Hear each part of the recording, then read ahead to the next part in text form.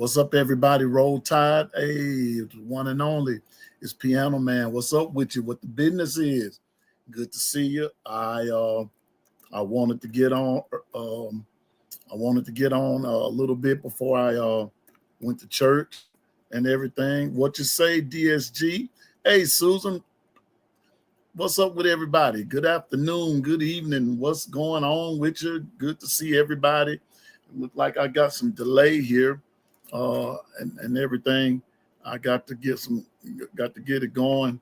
I guess I hadn't been on here in a while, and this thing is um, kind of going slow here. What's up, DSG? Let me put you on the screen. DSG is in the house. What's good, my brother? It's a Friday evening. It's the weekend, baby. Yes, it is. What's up, DSG? That's my Georgia Dogs, brother. What's up, man? What's up with you, player? What's up with you? There is Susan. Hey, Susan. What's going on with you? Roll Tide. Good to see you, Susan. Good to see everybody that's coming in. There's the producer because of the banner. Oh, okay. All about Bama football is going slow because of the banner. No problem, Dwight. I trust you, my brother. That's what you, the producer. You know what's up. Roll Tide to you there, sir. Good to see you, my man. Good to see you. It's okay. It's okay.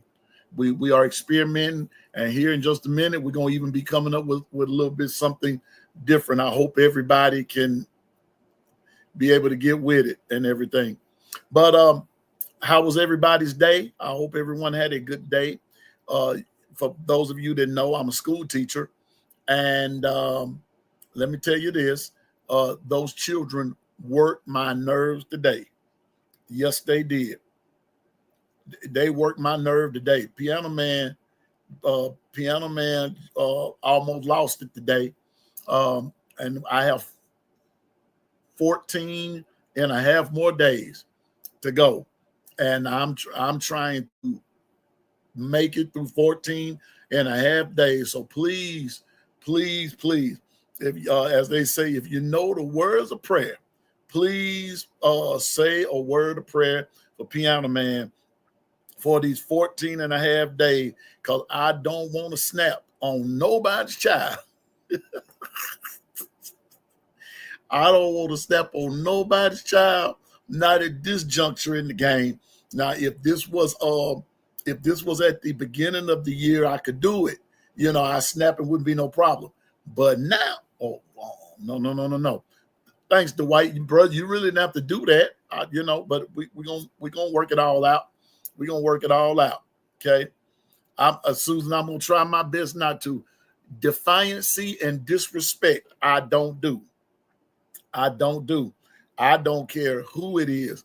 I don't do defiancy and disrespect. I just don't do it, especially if I'm helping you to help yourself. You know what I'm saying? Trying to keep you from failing, trying to boost you to the next level and all that kind of stuff. And one of them, this child is about to graduate in the next week or two, and you're acting like this. Come on now, let's get it together. We got to get it together, folks. So, but I hope everyone had a great day.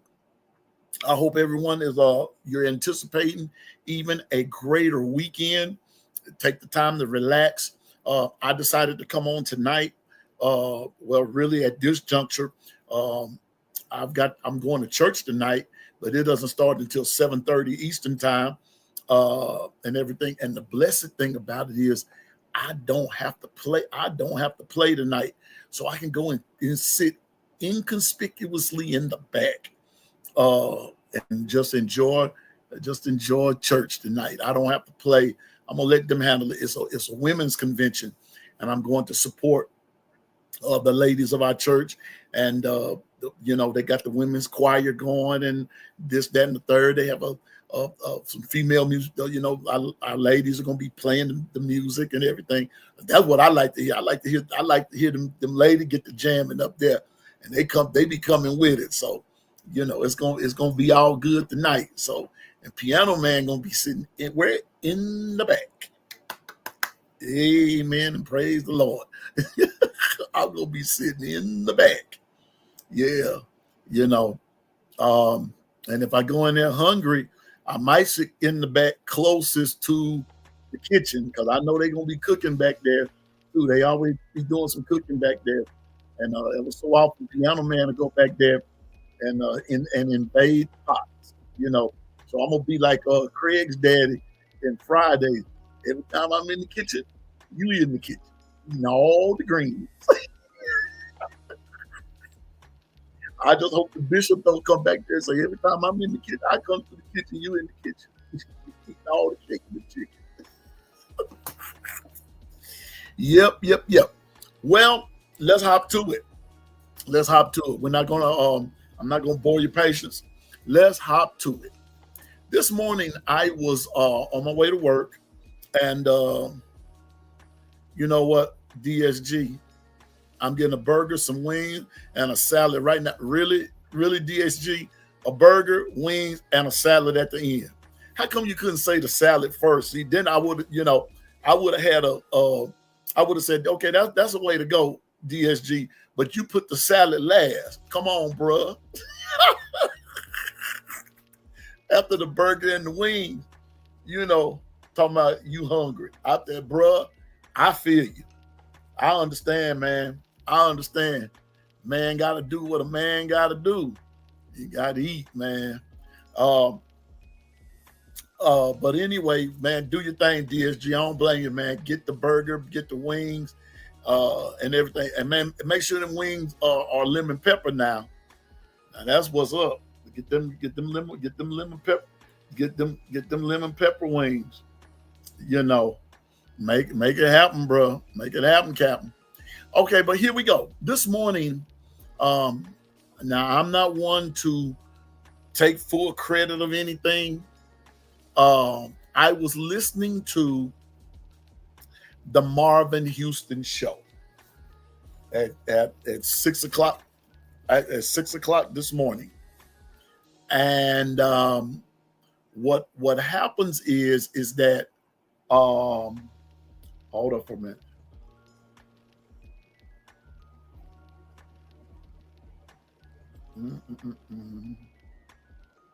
Okay, there we go. Excuse me. What happened was some talk on Marvin Houston this morning. Something was said that sparked a thought, and I'm gonna tell you what was said. They were talking about Ohio State. This is how the subject of my show came up, because of a thought from another show, which was Marvin Houston. So if by chance he's listening, this actually came from something that he and his son Xavier were talking about this morning. They were talking about Ohio State. And the way it all got started was talking about the difference in Jeremiah Smith and Ryan Williams last year versus this year. Just kind of, speeding it up a little. And the subject of Julian Sayin came up. And how would Jeremiah Smith fare? What will it look like this year? Like I said, just speeding it up a little. And what would it look like this year? And it was stated that we have to remember that once upon a time, Julian Sayin was with the Alabama Crimson Tide, and when Coach Saban retired, Julian Sayin transferred and went to Ohio State, which now prompts me to think. I begin to think about something. I wrote 3 questions down, and I'm going to start with the third question first, okay? And this is something for dialogue and discussion within the chat there. But what if, here's our first what if question. What if Julian Sayin had not transferred to Ohio State?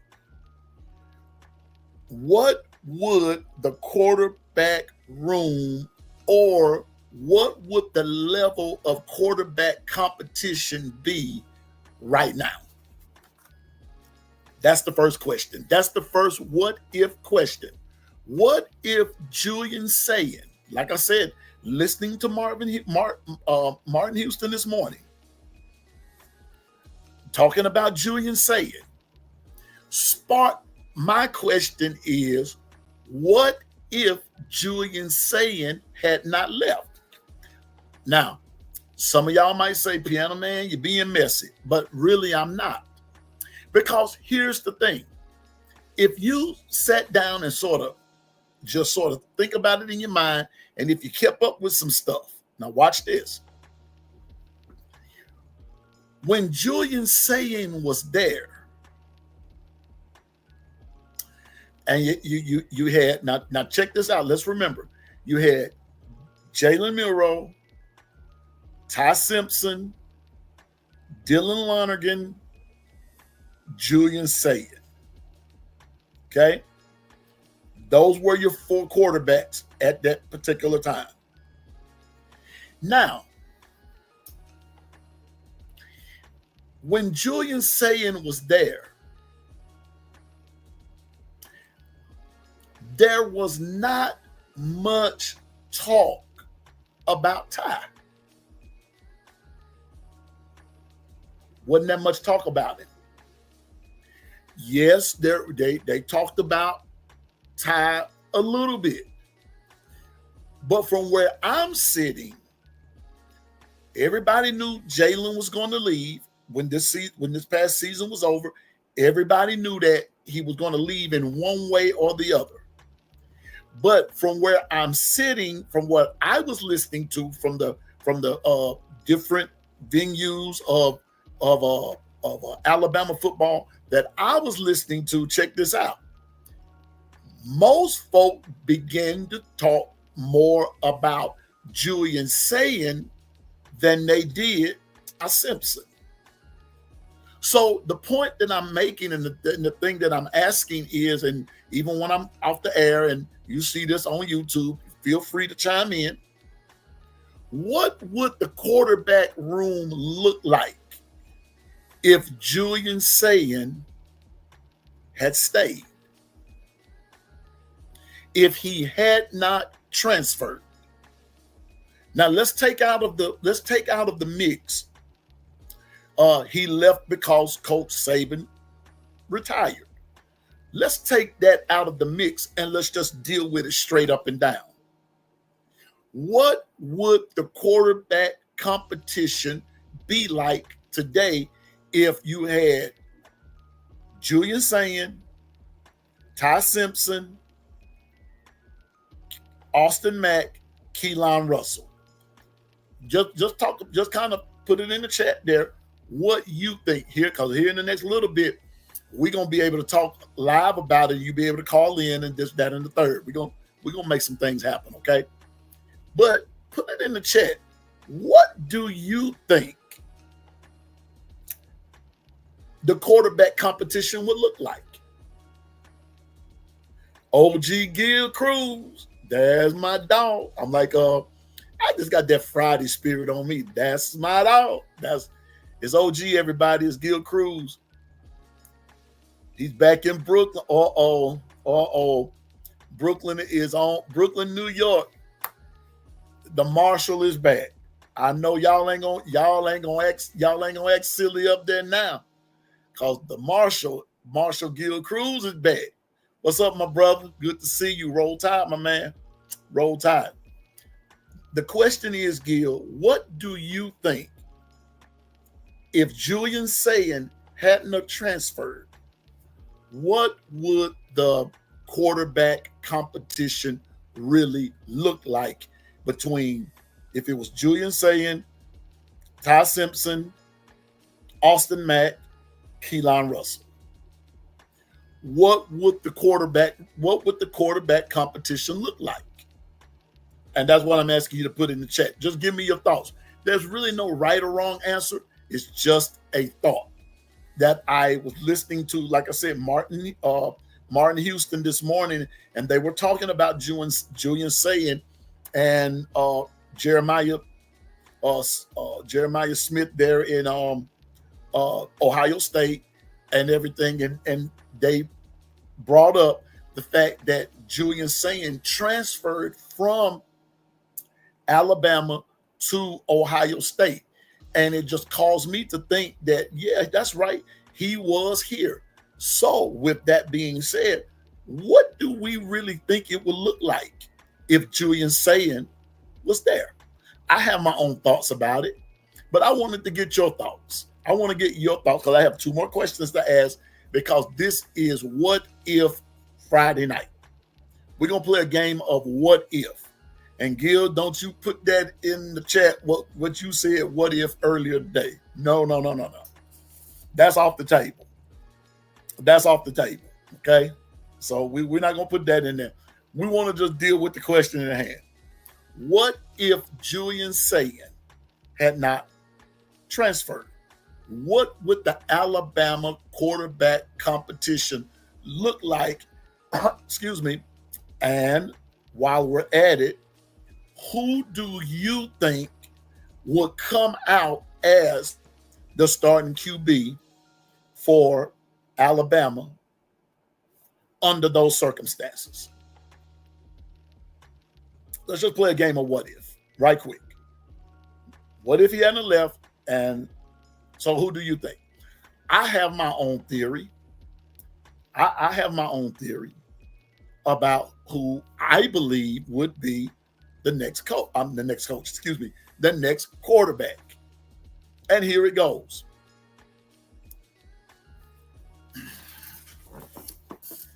It would be, first, let's look at the competition. You had Sayin, Ty, Austin Mack, Keelan. So what would it look like? Well, in Piano Man's opinion, you would have 4 quarterbacks who I believe have pretty good arms. All of them do. I know it, Dwight. I know it. OG sometimes can't help himself, and me asking him not to go there is like a lost cause. All I can do is just ask. You know, all I can do is just ask and everything. But all I'm saying is, I believe you would have 4 quarterbacks with arm talent. I also believe you would have 4 quarterbacks who has the ability to process a defense pretty fast. They can process what the defense is doing and therefore process exactly what the offensive set is, what the play is, this, that, and the third, whether it's short, mid, or long. Hey, what's up? What's up, Gary? Roll Tide, little brother. Roll Tide. That's the baby of the family. There go Gary, everybody. Roll Tide, Gary. I believe you would have quarterbacks with those 2 elements going for them: strong arms and being able to process. My question still would be,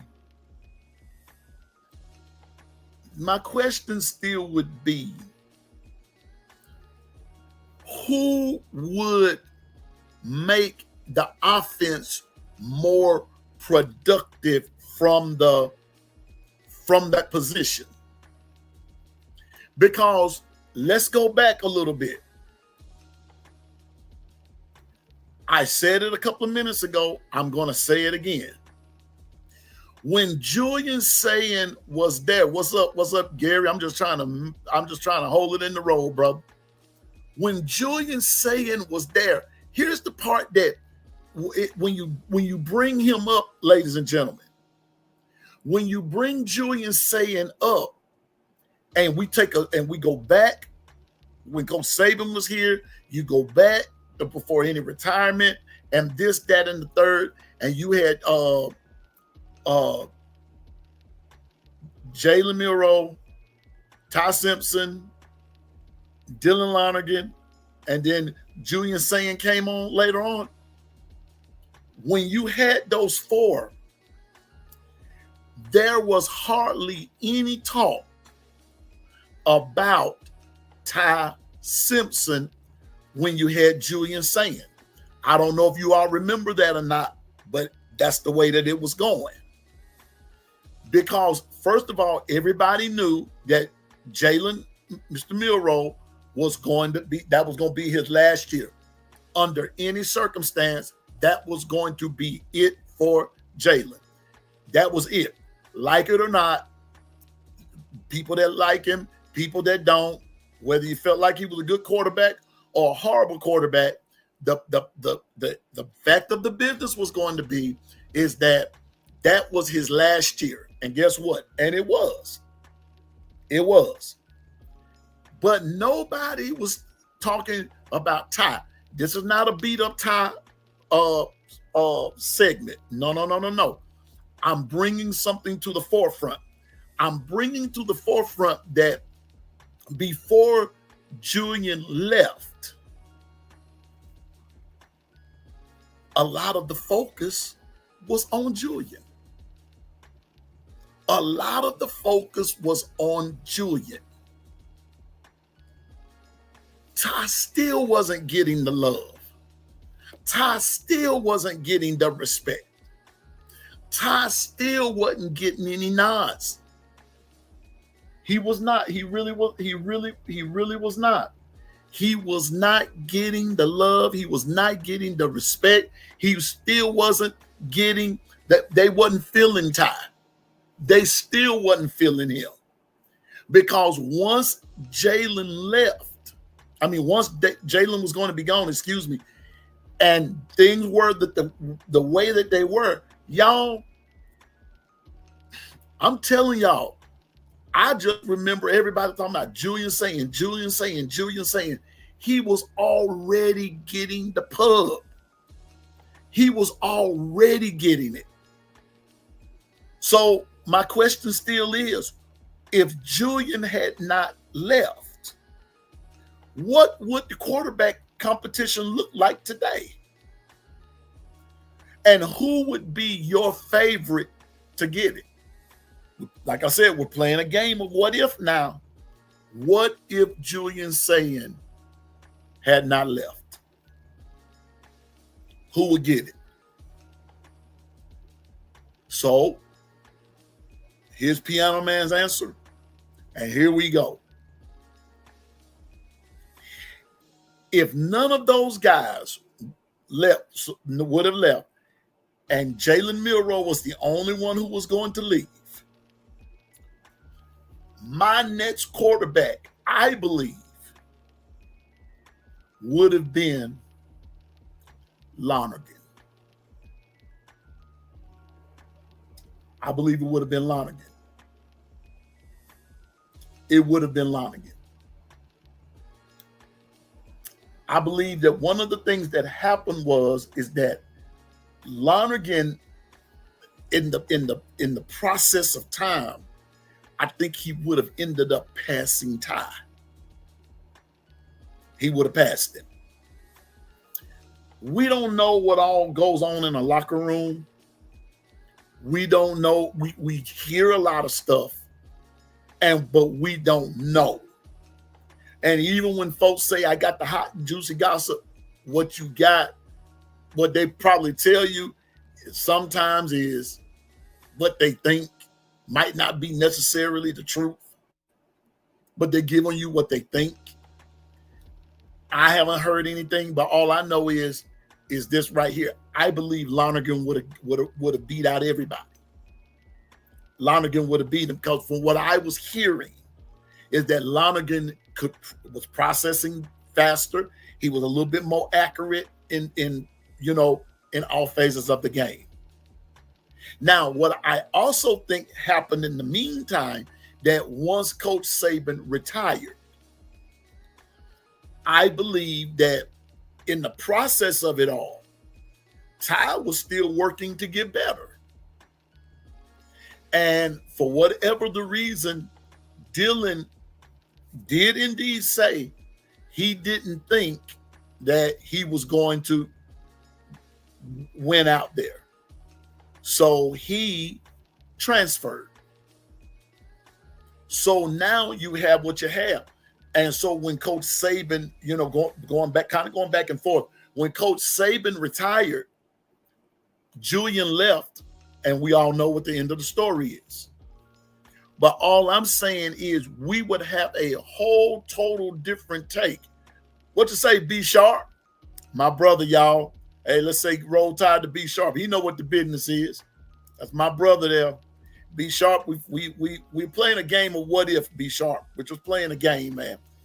The first question is, Brinsky, is what if Julian Sayin didn't transfer? What would the quarterback competition look like? Now, mind you, if Julian didn't transfer and Dylan Lonergan didn't transfer, here's what here's what the quarterback room would look like. You would have Julian Sayin, Ty Simpson, Dylan Lonergan, Austin Mack, Keelan Russell. Okay, so we're dealing with what could have been versus what is on one hand. The question is, B Sharp, what would the competition look like if Julian Sayin hadn't left?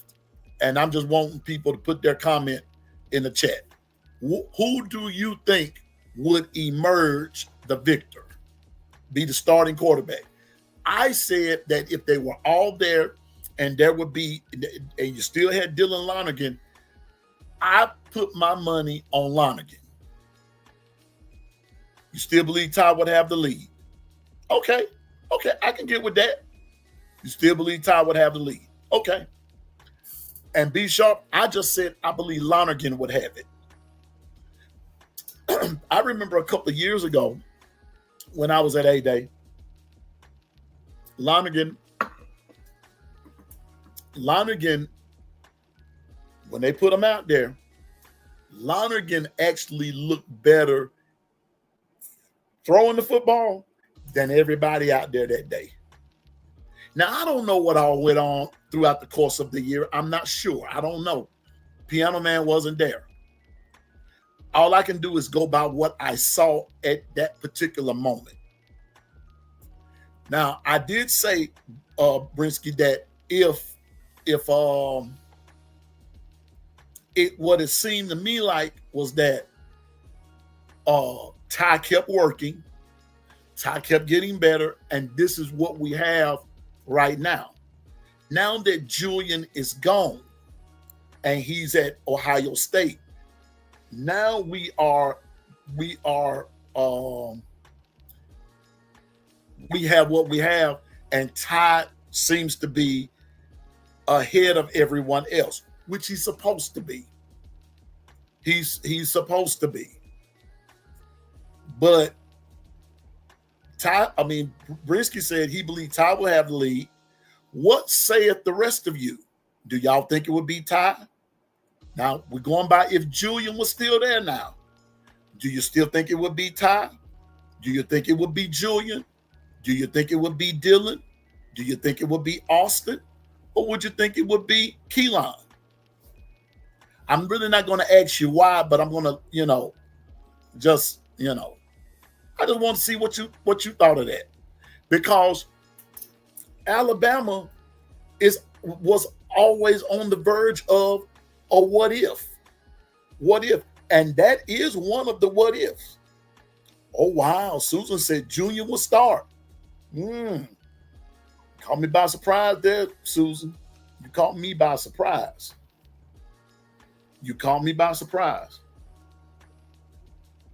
Yes, ma'am. You caught me by surprise. You caught me by surprise on that one. She said, so B Sharp said Ty. Susan said Julian. See, these are the type of conversations that I like to have. Now, there's nothing we can do about any of this, but if Julian had stayed, like I said, let's take Coach Saban out of the mix for just a minute. Let's take that him retiring out of the mix. Let's take that out of the mix. He retired. What if Julian had stayed? I wonder how stiff the competition would be. I wonder. I just wonder. I'm starting with the quarterback room, because let's hang out with the quarterbacks for just a minute. Oh boy. We were in a discussion, me and the family. We were in a discussion the other night. Here's the harsh reality of Alabama football right about now. Here's the harsh reality, especially on offense. Let's just deal with offense for a minute. The harsh reality of Alabama football on offense is two areas: the O-line and the quarterback. Why does Piano Man say that? Because on the O-line, you have holes to fill. On the O-line, there were technique problems. There were a lot of problems. But at the quarterback position, no matter who you put back there, none of them have started for the Tide. None of them. That's the catch. None of them have started. Even Miss Susan, even if Sayin had stayed, the fact of the business was going to be, no matter who you put back there, they would just be getting their feet wet. Being honest with you. Now, Dwight said, we'll see how good all three of them are this year, saying Lonergan and Todd will start for their team. I think so too. I believe so too. I believe that Lonergan will start for Boston College, and I believe that Ty is going to start for the Alabama Crimson Tide. Now, the only way Ty does not start, now I'm just going to go on and say it, put it out there, and let's give a benediction on that part there. The only way Ty does not start is if the other two really beat him out of it, and something happened and his skills deteriorate over the summer, and he can't process the offense. He can't process a defense. All of his motor, not his motor skills, his cognitive skills are gone. I believe that's the biggest way Ty will lose it. So right now, it's Ty's to lose, as far as I'm concerned. But when you put all the cards on the table concerning the offense, the two weakest links on the field is going to be the O-line and the quarterback. Now, I know we don't want to hear that part. A lot of us don't want to accept it, but ladies and gentlemen, we're going to have to accept that one. We're going to have to accept those two. Like Dwight said, we're going to see how good all three of them are. And let me tell you this, as of today, it is 120 days until we play Florida State. Until we play Florida State. 120 days. We play them. We have a lot of work to do. Now, someone said that this was going to be a long summer. I don't think so. I believe we're going to wake up And before you know it, it's going to be June. Then we're going to be down like we're going to be down like the 90 days and all that kind of stuff. It's going to pass by. It's going to pass by, folks. But I just have the faith and to believe that this quarterback situation is going to be something to see.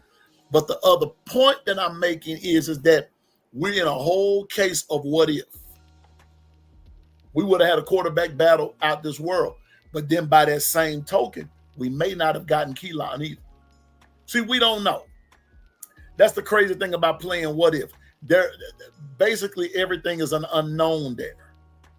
We don't know how it would have turned out. We really don't know.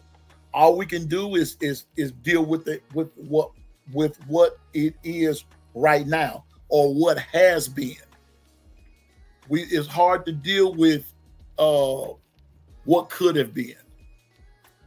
Everybody in here has dealt with a what if moment. All of us have. What if I hadn't have went to this school, or what if I hadn't have picked this car, or what if I hadn't have got with this person? Everybody has had the what if moments about something. What if I hadn't have joined this church, or what if I hadn't have taken this job, or went over here, or did this, did that, and the third? What if? Life is filled with what if moments. And so in this case, you know, in this case with Alabama, we have what if moments. So I believe, me personally, I just believe Lonergan would have started if he had stayed. Lonergan was working, but like I said earlier, Ty kept on working. Ty is working now. And so we're going to, like Dwight said, and we're going to see here in the next little bit how all three of them, which leads me to this B question, not so much B question, but a B statement. We don't have a three on the roll. My prayer for whoever is the quarterback, may they be strong and protected. I'm just saying. May they be strong and protected. I don't want to see no hurt, harm, or danger really come to anybody on no team. I don't want to see that. You know, I don't want to see that. And Gil, that's what I said earlier. Still think Ty gets the nod. Now that all of this is clear, Julian is gone, and we have what we have. As of 6:39 p.m. Central Standard Time on May the 2nd, 2025, I believe it's Ty's to lose. What's up, JB? Y'all, stop what you're doing. Say hello to the governor of the Keeping It a Buck crew, none other than JB. Let's say hello to JB. What it do? What the business is, JB? That's the governor. That's the governor. Yes, sir. Yes, ma'am. There's Governor JB 718. Yeah. Hey, JB, Gill is back in Brooklyn. Brooklyn is on lock tonight. Brooklyn is on lock tonight. So ain't no sense of me going up there trying to, kick up no dust because the president of Brooklyn is home. That's OG Gill. OG Gill. But here we go. Always on lock. Always on lock. I say this, I'm getting back to what I was talking about. Between JB and OG Gill, Brooklyn is on lock. They represent Brooklyn harder than Chinese arithmetic. I'm telling you now, the two brothers there is the heart, and they'll show you what New York feels like. Just talk to them. Those two brothers right there, man, I love them dearly, and they know it too. They know I do. They know how I feel about them. Those are my dogs there. JB and Gil Cruz, Brooklyn's finest. I don't know how fine, but that's Brooklyn's finest right there. What's up, fellas? But back to what I was saying. But now that we have what we have, it's ties to lose. And I'm with Gil. I believe now Ty gets the nod. Ty gets the nod. Ty gets it. And to put things to rest, or to put it to bed, or however you want to say it, I believe Ty's going to be okay. I believe Ty is going to be okay. I believe Ty is going to be okay. So I'm rooting for Ty Simpson. Matter of fact, I'm rooting for all of them. But if Ty is the man, if Ty is the guy for the job, Ty Simpson is going to be all right. He's going to have a wide receiver room that's going to be wide open.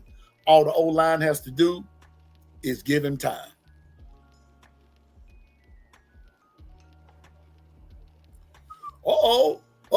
Wait a minute. The governor, oh Lord. Y'all see this? This is what the governor said. Ty should be okay. It's either now or never, honestly. I agree with that. But in my heart, I think Mac got this. I'm not going to use the word controversy because that's not. I'm just going to use the word competition. Okay. All right. Okay. I hear you, Governor. The Governor JB. Mac. And I'm going to say this now. I'm going to say this. On some of the other shows that I frequent and listen to them, Ty is the favorite. He's the favorite. But there's quite a few out there that feels like JB. They believe Mac got this. They believe Mac, that even if Ty starts off, that eventually Mac is going to take it, and then, Keelan to be it is all, that's what this competition is really all about. But there are quite a few people who's tending to think that yes, Ty will probably start it off, but eventually Mac is going to overtake him. Now, nobody really says why or how, or they don't give too much of a time frame, but a lot of people are saying, I ain't gonna say a lot of people, quite a few people believe that Mac is going to overtake him. And then there are also some who believe that Keelan is going to be the ultimate. He's going to be the ultimate. But we were this close, y'all. And I'm just going to say this. If now I got to throw Coach Saban back in. If Coach Saban hadn't have retired, I think we would be singing a different tune. I think that this whole thing would be different if Coach Saban hadn't retired. Now, I'm not going to sit here and tell you that that Alabama would have won a national championship. I'm not going to say that, because I'm going to tell you this: Ohio State spent a lot of cheddar to put that roster together. Now, not saying that they could not have been beat, because they got beat through the course of the year. They did. But when it all came down to it, the matchups, this, that, and the third, it was Ohio State's to lose.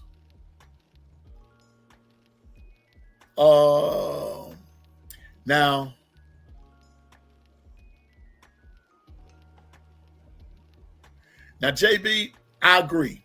I'm gonna put that on the big screen, Governor. JB says, if Ty were to get injured, and I don't want anyone to get injured, I'm with you right there, JB. But if Ty did, he will deserve to have a chance to redeem himself. Yes. Yes. I agree with you, sir. He would deserve the chance to redeem himself. But first of all, let's not, this is where I'm saying that the two most important pieces or the two most important elements in this whole thing is still the O-line and the quarterback. Because JB said something in one of our discussions, and that's this here. Hey, whomever gets to be quarterback, none of them have ever started. And that's a fact. That, in the words of Coach Sean, that's a whole fact. None of them have started. So with that being said, it's going to be very interesting how the quarterback plays. It's going to be very interesting, folks. OG Gill said, I'm not switching up, but it looks like they want Ty. And yeah. But you know what though, OG? But there's a lot of talk coming out that's out talking about the Ty, people wanting Ty, this, that, and the third. The way I handle that is until I hear something come from a coach, not necessarily a player, but a coach, then I can believe that. But Ty is the guy. Now, I did not know that he and I want to say he and is it Tyler Booker, I think, were best friends. See, so there's a lot of cohesiveness amongst all of them. So we you know, it is what it is, but this is about to get interesting. So like I said, 120 days, we'll see. Thank you, OG Gill. Yeah, it was Booker. So Tyler Booker and Ty Simpson are best friends. So with that being said, Tyler Booker was one of the offensive captains, this, that, and the third. I guarantee you he spoke up. But there are some things that Ty Simpson had to do too.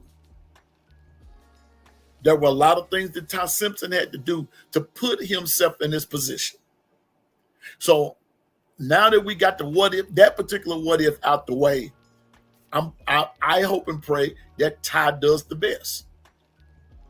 Whomever is best for the job, whomever, in the words of Coach Saban, whichever quarterback gives us the chance to win the game. That's what's on the table. Who gives us the best chance to win the game? Who has learned the playbook? Who can process the offense and who can read a defense?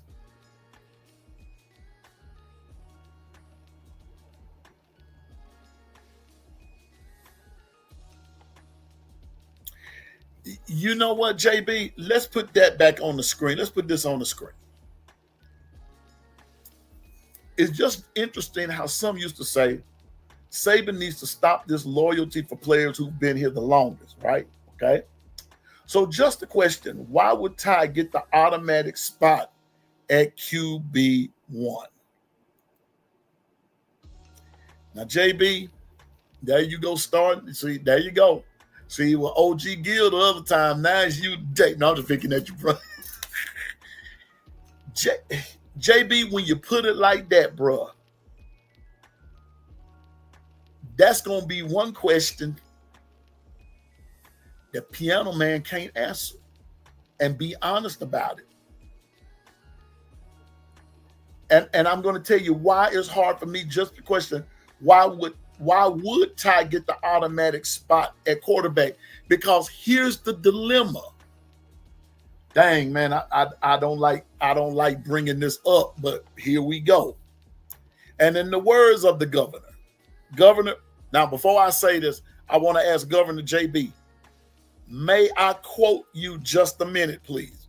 I want to get your permission to quote you on something. Do I have your permission, Governor JB, to quote you? Yes or no?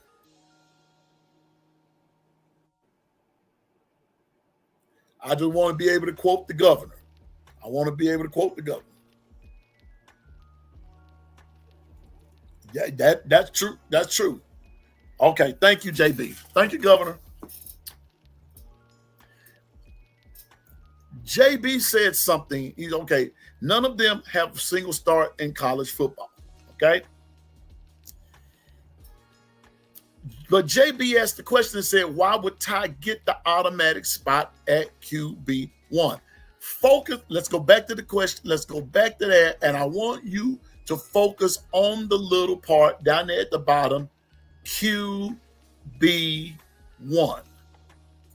I want you all to focus on QB1. Focus on that for just a second. Now to quote the governor. When Jalen Milroe was benched against the University of South Florida, in the chat, just follow me here now, in the chat, especially to the family, can somebody tell me, I want you to put this in the governor's terms, who beat Ty out for the USF game? Who beat Ty out to start that game?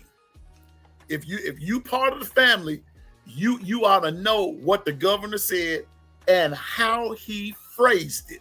Don't you answer it, JB. Don't you answer it.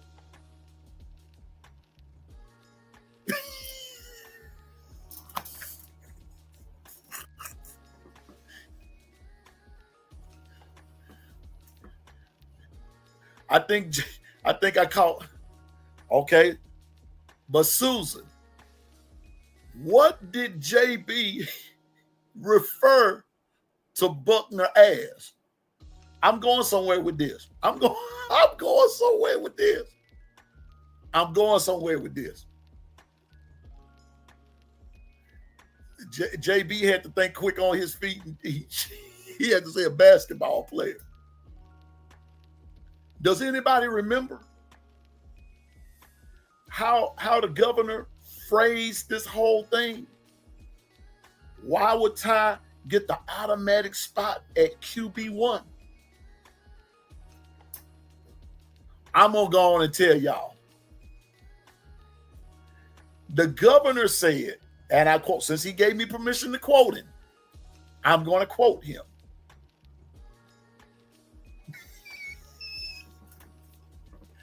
This is what the governor said. He said a basketball player here, because he was throwing bounce passes, but in the beginning, the governor said that Ty got beat out by a lacrosse player. Because remember, Tyler Buckner left and started playing lacrosse. And that's what JB referred to him as. Now he's saying he's a basketball player because the first pass he threw, it was a bounce pass. And that bad boy been bouncing ever since. I'm serious now. What am I getting at? Why didn't he beat Milroe? Why? If the processing of a defense, if the processing of reading intermediate and short to intermediate range passes were the problem, then what was the issue? Because we're getting ready to address something. I'm still on question number 1. We're getting ready to address something else. And this is what was coming out. I'm not going to stay on here too much longer. I got to get ready to go to church here in a minute. But I want to come and hang out with the family for a few minutes. check this out. Why couldn't he ever beat Milroe? And this is let me go back to this again. And y'all, this is a fair question. So just a question, why would Ty get the automatics? Why would he get the automatic, at QB? Why? What would cause that? JB, when you find out the answer, let me know, bro. Because JB said he played 3/4 of that USF game, and all of a sudden, he should be QB1. I'm going to do you another one. I'm just calling out because like I said, nobody wants to see Ty succeed any more than I do. I want to see the brother ball all the way out. I'm talking about ball out. And to OG Gill, I'm not worried about what the folks will say if they lead us on to victory. Hey, Nicole. What's up, Nicole Covington? Oh, there she go, y'all. There she is. Roll Tide, Nicole. OG Gill, I don't care if folks get on there, if Ty lead us to the promised land and win the natty. I don't care if whatever they say about Milroe. It won't even matter because Alabama will be champions then. Alabama be champions. So, and it would be well-deserved for whomever, if Ty is leading us there, it'll be well-deserved for Ty Simpson to have all of the positive accolades pinned on him. It would be just showing up the business. It would be just hallelujah, praise God. But all I'm saying is that I'm with JB. Now all of a sudden, because here's what I was going to say before I started talking to Nicole or JB. Remember the Kentucky game?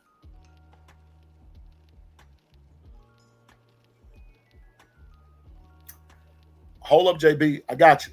I don't want you to go nowhere because we all leave at the same time today. But here we go. Remember the Kentucky game? Now, Jalen got out there and balled out against Kentucky. They put Ty out there. I'm just bringing up some stuff. They put Ty out there. Ty broke loose on the left end, on the left side there, and went on, and wasn't nobody within 50 yards. And what happened? He gets right there at the 1-inch line and got the styling and profiling and dropped the ball before he made it into the end zone. If anybody was paying attention, did you ever notice? Really? Coach Saban didn't put Ty back in there hardly no more for the rest of the year. Now, I don't know what all was going on, and some of these other cats can come on here and say, well, this is what was happening, and I'm going to tell you what was going on. Bro, you ain't no different than me. Sis, you ain't no different than me. You're going on speculation. You're going on speculation. But we know the answer. This is what JB's saying, but we know the answer. My thing is, are we putting the best 11 on the field on that side of the ball? And that's all I'm saying, JB, my brother. That's all I'm saying is whomever it is, can give us the best chance at winning the game, let them start. I don't care who it is.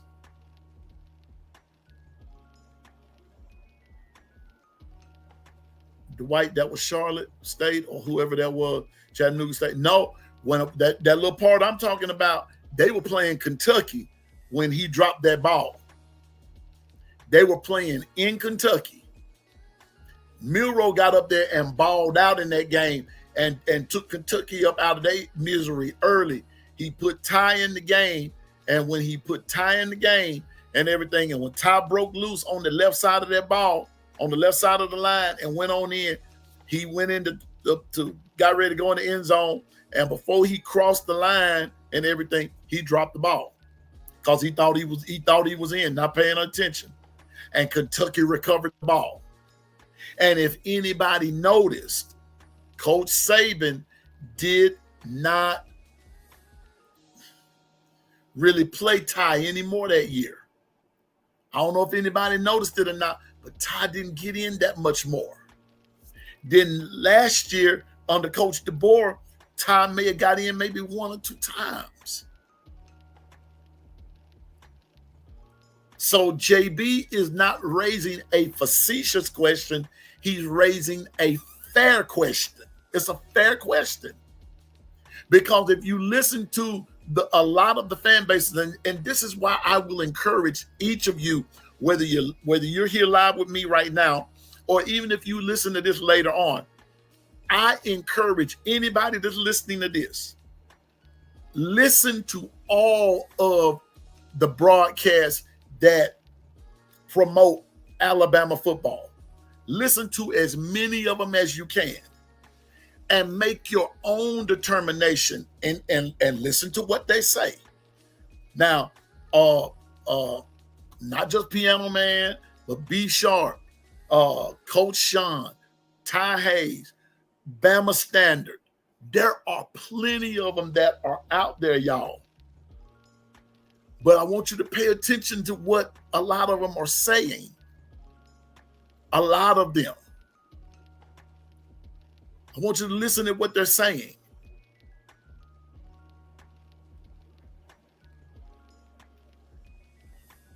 Now, I'm about to put something up here, and I'm gonna comment. Governor said, hear me out. Saban benched Jalen Milroe and started a basketball player to prove a point. That ain't what you said at first. Or you call him a lacrosse player, but I got you. Because you threw that bounce pass. But here we go. Okay, cool. New coach now. Ty still didn't see the field. Same fans who hate Jalen Milroe, not one person in the stand yelled for Ty.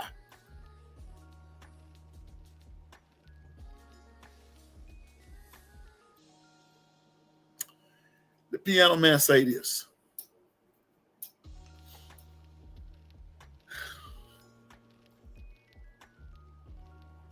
There was a rumor that went out. And this is why I say to y'all, listen to other shows. Let me say this.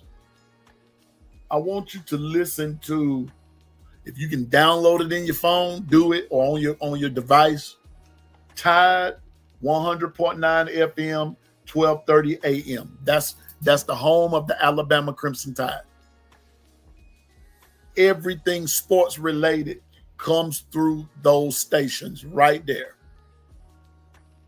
100.9 FM, 12:30 a.m. Get the app, put it on your phone. That's the app. I listen to this station religiously. I listen to that station religiously. I'm on basically the Ryan Fowler in the game every day. I'm basically on there every day. Okay? So here we go, ladies and gents.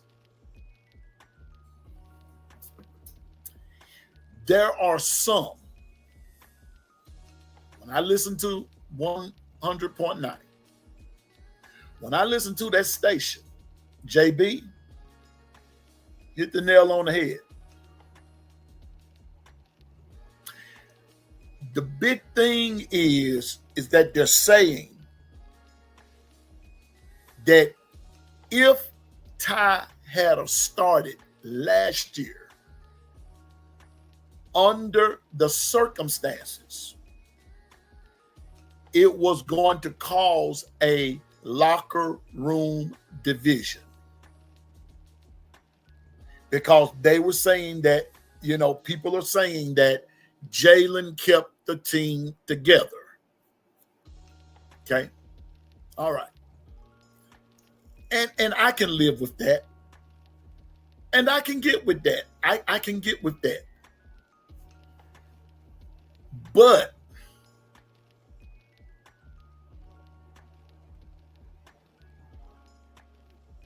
okay, and JB, hold your point right there, big brother. Hold your point. And people were trying, I'm going to go ahead and say it. Some people, not everybody, some people were trying to make it a racial thing. I'm going to go on and say it because Piano Man ain't scared of nobody. Some people were trying to make it a racial issue. That the reason Jalen started is because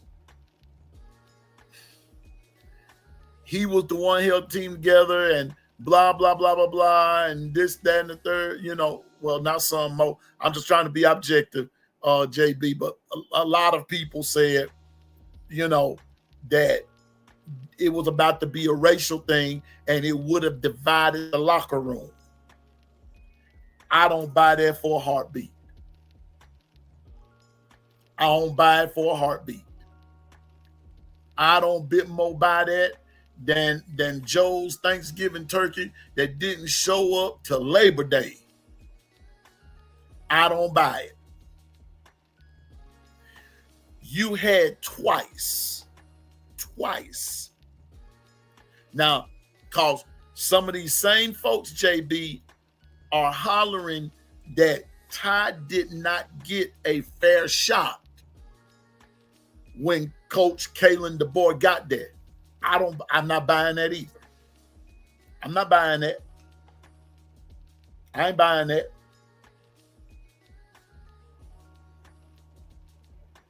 I believe that at the point of choosing, at that time, Jalen was playing the best ball and was giving them the better chance to win. No way you're going to convince me that Jalen got it because it was going to break up the locker room. Hey, KT, you know what the business is. Be careful out there, KT. But you're not going to make me believe that Jalen got the job because it was a locker room issue. No, Jalen got the job because he beat everybody else out. He was the best that they had at the moment. Just saying now, all this other stuff, this is why I'm telling you all, listen to other broadcasts. Listen to them. Like I said, you catch Piano Man on 100.9 every day between the hours of 2 and 6 p.m. Central Standard Time. You'll catch me on there with Ryan Fowler in the game. I'm on that show every day. Every day I'm there. I listen to other shows, The Miller's Edge. I listen to Gary Harris. I listen to Wyatt Fulton. I listen to these guys, folks. I listen to them. And some of these is not so much the Ryan Fowler or Gary Harris or Christian Miller and them. No. This is coming from, now watch this. This is coming from callers. This is what JB is saying. I took all of that to come in at the, to come in at the door to show you what JB's saying is correct. This is coming from the fan base. It's coming from the fan base. A lot of people made it a racial issue by saying that that's what was going on because we heard that this is what was going on in the locker room. How you know? How you know? What player came out and told you that there was an issue in the locker room?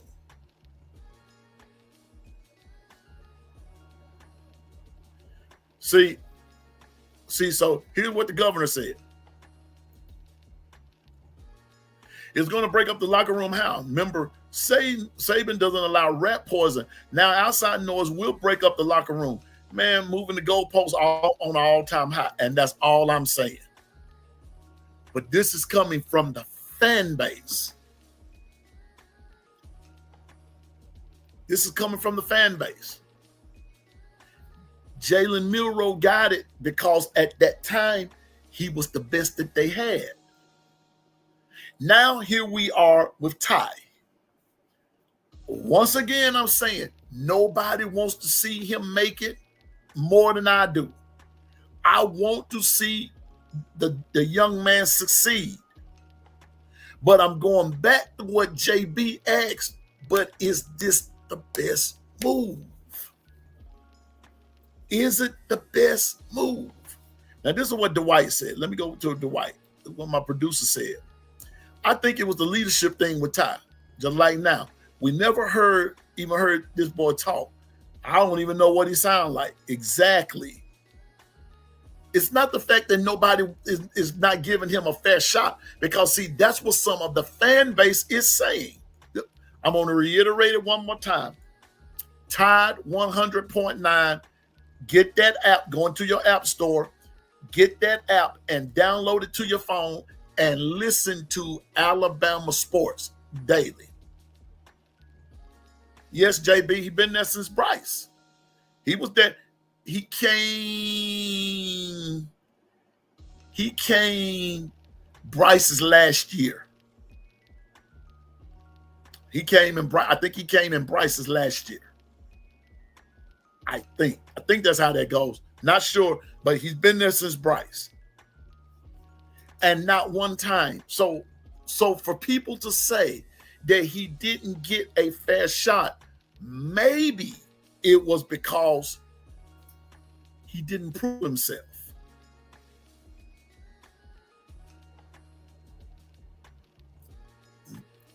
Maybe it's because he didn't prove himself. And now the rubber has met the road. And so here we are. So this is why I'm pulling for him. I'm pulling for Ty. I want Ty to prove all, and I want Ty to prove all doubters wrong. From day one, I want him to prove him wrong. I do. But all of a sudden, exactly, JB, this is Bama. The fair shot means you earned it. Not just because you got out there. Listen. And this is for those who may be listening to this later on. Hear me out. Hear Piano Man out right here. When you're in college football, when you're in this particular level, from here on out, no. Let me back up a little bit. Once you finish high school, and whether you're in the junior college or whether you're at this university level, this is no longer high school where they're going to keep giving you chance after chance to get it right.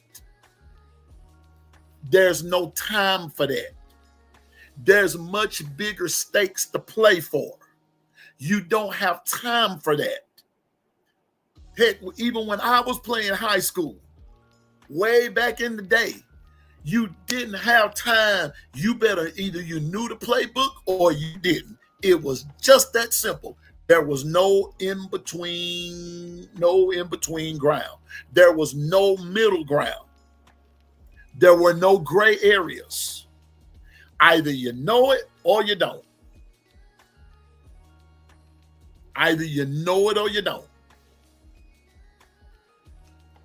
You don't have time to talk about learning. You need to be learning now. It's not necessarily just per se on the job training. No. You got to know the playbook. What? Okay. Why do you think, and JB, I'm going back to you again, Governor. See, when these guys be on the radio, sometimes, or be in interviews with the media, sometimes Dwight and JB, thank y'all for bringing this to the forefront one night in some of our talks. You need to be briefed on what and what not to say when you're talking to the media. Because the media a lot of times causes firestorms.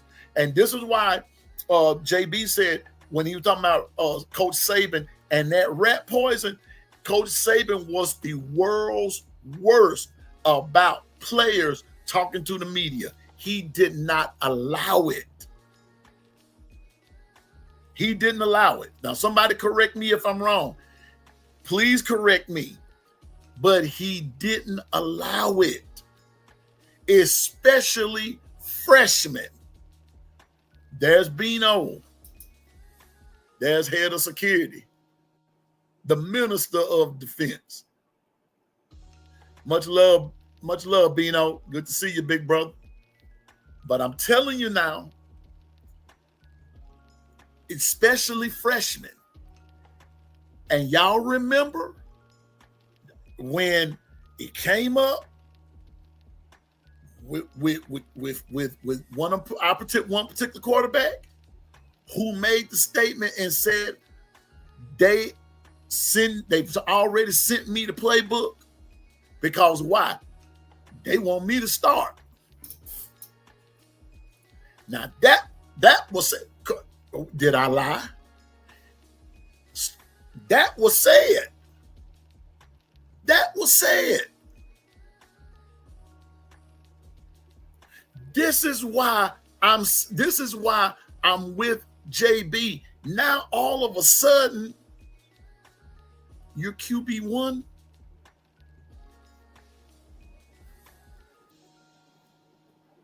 If he is, God bless.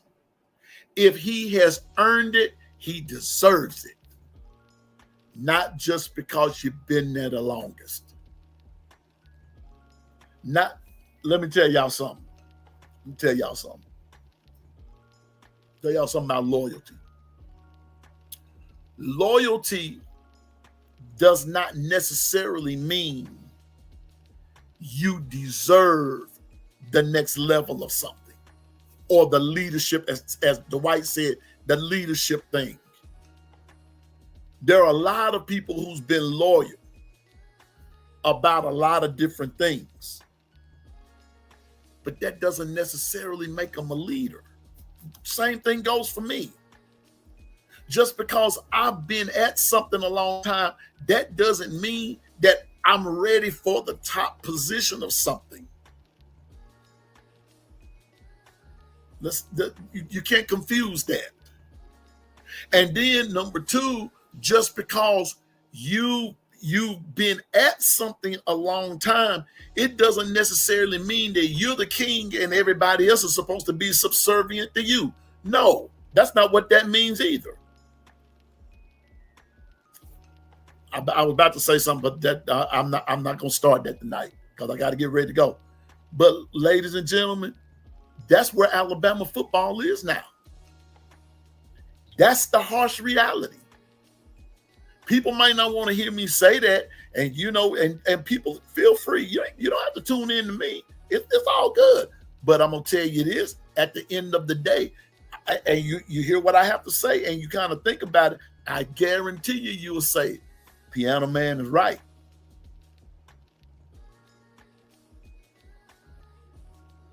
Because that's where we are. So my prayer is that Coach DeBoer and staff would be on both sides of the ball and even on special teams, field the best 11, not necessarily the most loyal 11. Field the best 11. The cats that earn to be out there on that field, not just the ones who are loyal and loyalty alone. and you have no skill. Your mindset is not there. I'll say this, I'm about to end. Listen, y'all. There's an old football coach he's dead, and he's gone on to be with the Lord now. But this is something that he said some years ago. He said there are actually two types of football players. Two. He said you have a practice player and you have a game player. Huh? Yeah. He said there are some guys who can do some stuff in practice that will wow you. But get in a game and freeze up. He said, but then there are some guys, he said, but the game player is the guy who can do what he does in practice and take it to another level in the game.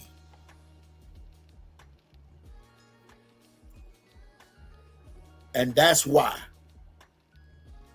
you have the Michael Jordans of the world, who can do some stuff in practice, but then turn around and take a same move that he did in practice and make it 20 times better in a game. That's why you have those guys in the game who don't fold under pressure. That's why I do have those guys in a game that don't make the mental mistakes. That's what makes a game player. A big time game player.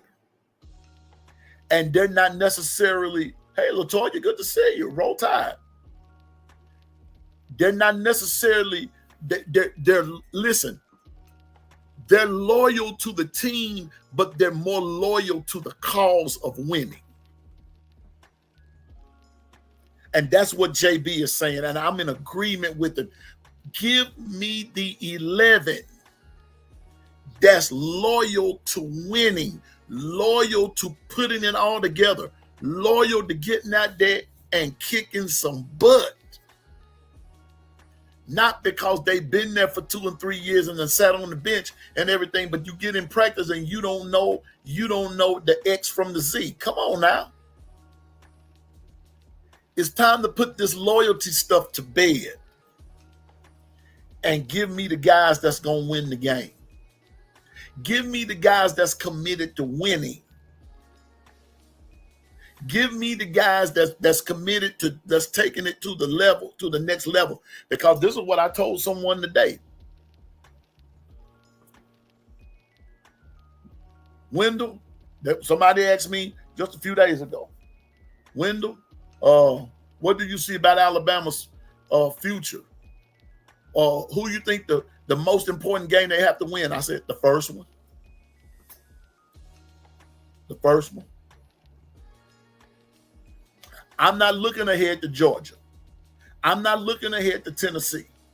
I'm not looking ahead to Vanderbilt. I'm not looking ahead to LSU or Auburn or Oklahoma.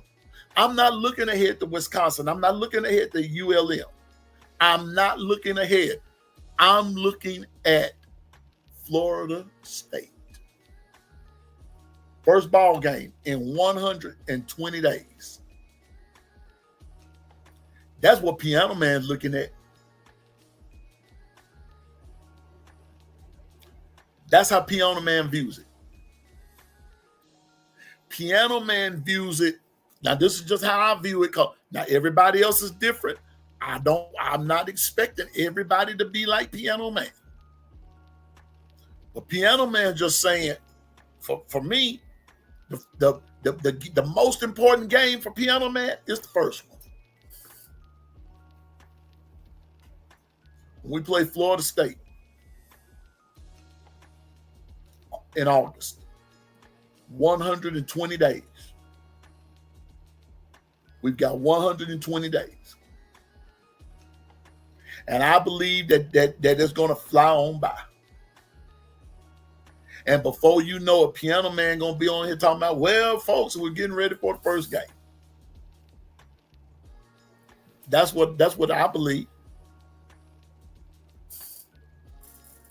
But the first game is what's important.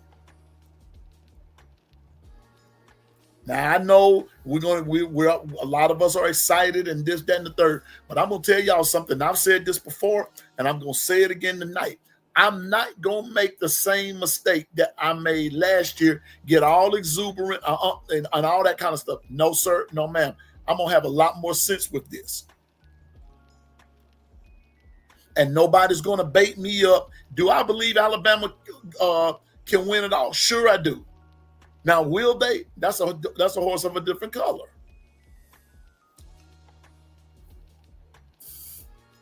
So all Piano Man is saying is, hey, Dr. Crystal, what's up? Roll Tide. Roll Tide. But all Piano Man is saying is this right here. Let's be realistic. Put the best 11 on the field, not the most loyal 11. The best 11. So this quarterback battle, I think, see. Dr. Crystal, you have a new friend in Gil.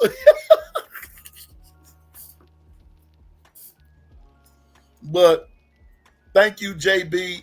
Thank you, JB, for working with me on that. I know it took a long time to kind of formulate all of that, but thank you for putting that out there, because I'm going to say it again. I need everybody to on your phone, download Tide 100.9 FM, 1230 AM. Download that on your phone and listen to some of these other broadcasts. Listen to them at any time. I start every morning on my way to work. My phone is connected to my car. I start every morning with Martin Houston, and I work my way in. Now, a lot of times I don't get a chance to listen to Coach Sanderson, because Coach Sanderson and if he's listening, if he runs across this, Coach Sanderson, we over here at the Long Run with Piano Man and Keeping It a Buck crew, sir, we are in prayer with you, and our condolences are to you, your family, with the loss of your wife, Coach Wimp Sanderson.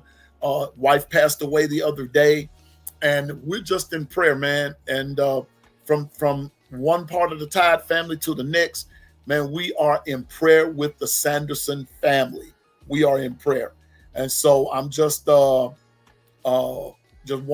case you hear this, you see this, Coach Sanderson, and you and your son Barry, man, our prayers are with you. And man, just know that we're here for you, my brother, and we're praying for you, because all of us, in some form or another, we have experienced death of a loved one. And I heard Dr. Crystal, she was talking about it. Gil Cruz talked about it. JB has talked about it.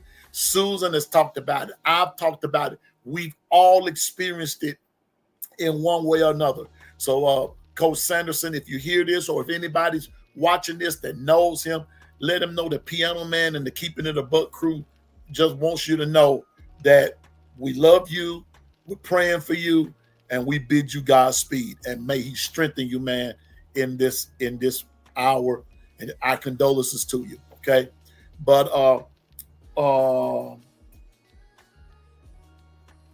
I see Crystal said, I love the Miller's Edge. Me too.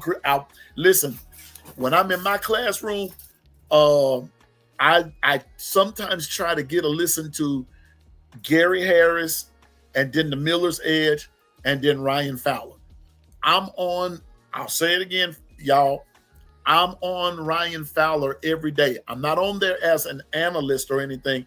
I'm on there as a caller. I'm one of the top callers there now. I've kind of been catapulted there, but I'm one of the top callers. And then in the meantime of all of that, Ryan Fowler and I have become good friends. So one of these days, I'm about to take this to another level.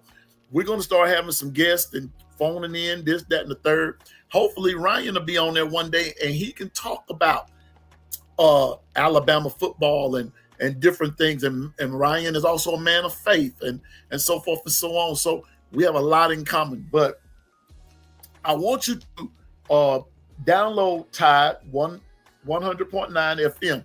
I want you to download that in your phone. The point that I'm making with that is I want you to listen to some of these callers. I want you to listen to them.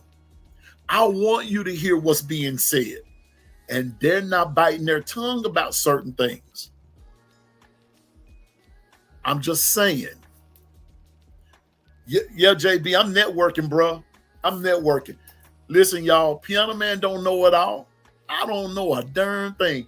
This is my very first time doing this. But you know what, though?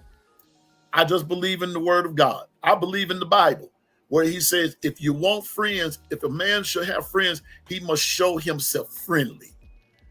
And that's why, anytime, Dr. Crystal, anytime, Dr. Crystal, take this down. Listen to me. Mysterious 3. Let me put this in the chat so you'll see. Here we go.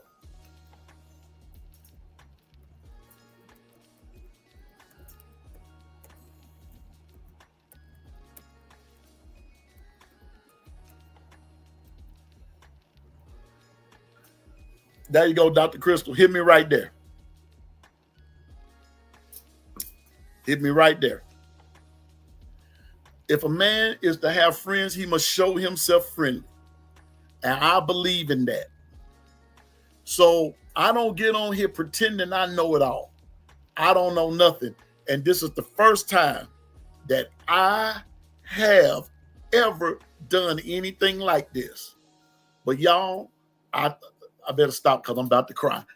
But I've been so blessed and I've been so humble and I've met so many people just being nice.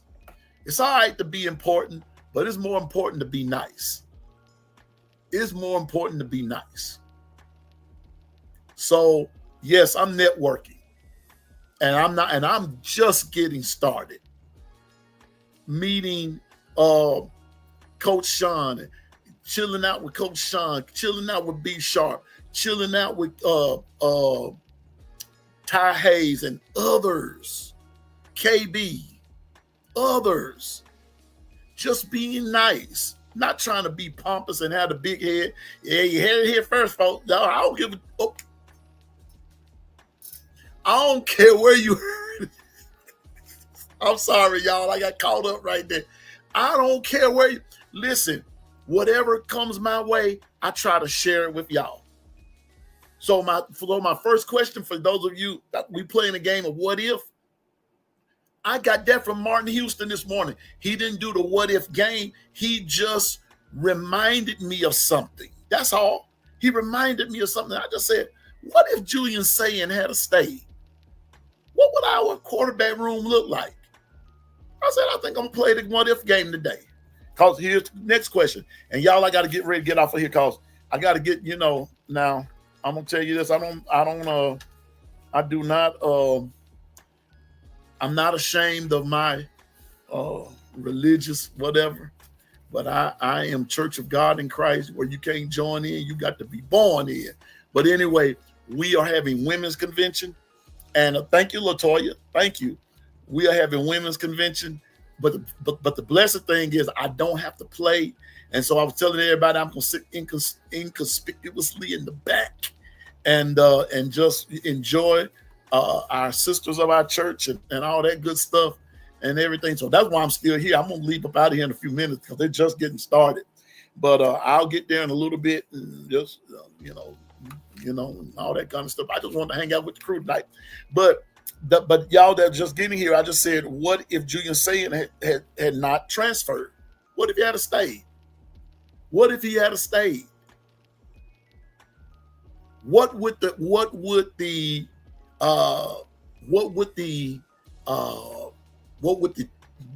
our quarterback room look like? Some said, a couple said that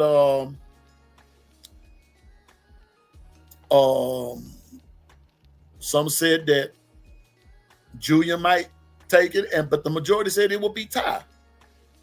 I just said if Lonergan had stayed, I believe Lonergan would have gotten it.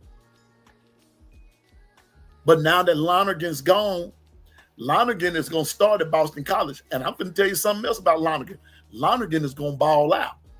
Bill O'Brien has himself a good quarterback up there. You know, I'm just saying now. I'm just saying. Now, JB, you ain't talking about me, are you? I do chill with y'all. I chilled with y'all so the other night till JB, let me tell you what happened, bro. We chilled out so the other night. Ooh, see, Latoya. Wait, just a chicken picking. Cause Latoya, I said that earlier that if Julian had stayed, I said we might not would be talking about Keelan Russell. I said that earlier. I sure did. So we're thinking on the same wavelength. I'm wondering myself, would he have, because this dude was SMU bound. Now, come on now. Y'all know Piano Man know it right there because everybody was talking about it. He was SMU bound. And we snatched him from all that oil money. That means, my God, today. That means, I'm just gonna leave that right there. We took him from the oil money. Where everybody else was running to the oil money, we snatched him out of the oil money. And that goes to show you that's power. That's power. So I'm with you, Latoya. I'm with you, sis. Would Keelan have come if Julian had stayed? Now that's a question. Thank you, Susan. I pray all go well too. JB, I know you're picking, but JB, back to what I was about to tell you, bro. We chilled out so the other night until I wasn't right. I couldn't even go to choir rehearsal the next day because I wasn't feeling well. I stayed up late with y'all talking about Alabama football. Now that's the truth. So I chilled with my family.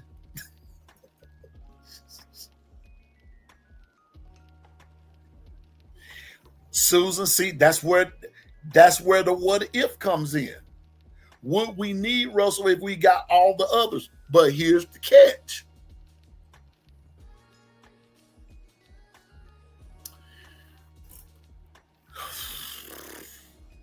Here's the catch, Susan, with that question. Would Russell would have wanted to stay at SMU?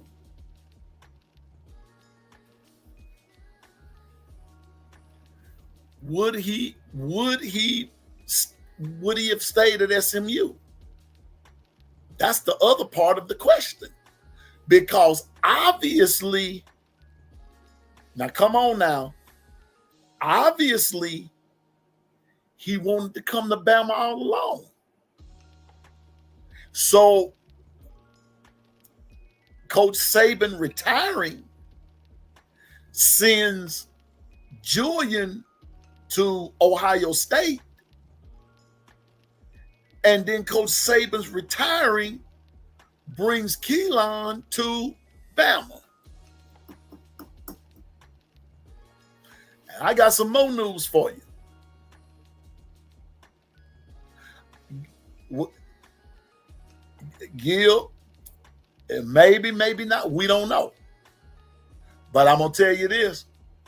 I'm glad he's here. But in that game of what if, that was a whole lot of factors there, big dog.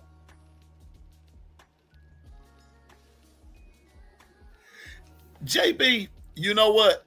See, and y'all, that's what our late night musings be getting us. We still would need him, because still none of them started a single game. See, all of them are on the equal on an equal footing. Every one of them are on equal footing. They're all on equal footing. All of them.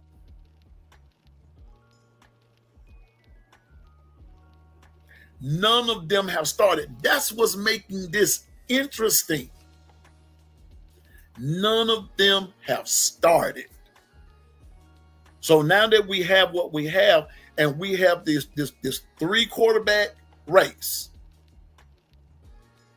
the one thing all of them have in common is that none of them has started a college football game. None of them.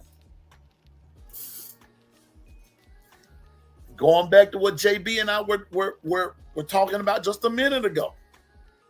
Ladies, gentlemen, even when Coach Saban benched Jalen Milroe, and this is going to be the last time I bring this up, even when Coach Saban benched Jalen Milroe, Ty Simpson still did not start.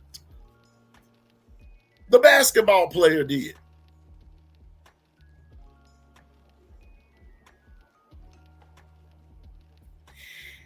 Well, LaToya, girl, you waltzing me tonight, because this the God help truth. Now that is. The thing is, though, Russell is DeBoer's guy. Now that's the truth. See, now you spark another idea. Russell is DeBoer's guy. He scouted him. Julian was Saban's guy. That's true. And Ty is Saban's guy. And Austin Mack is DeBoer's guy.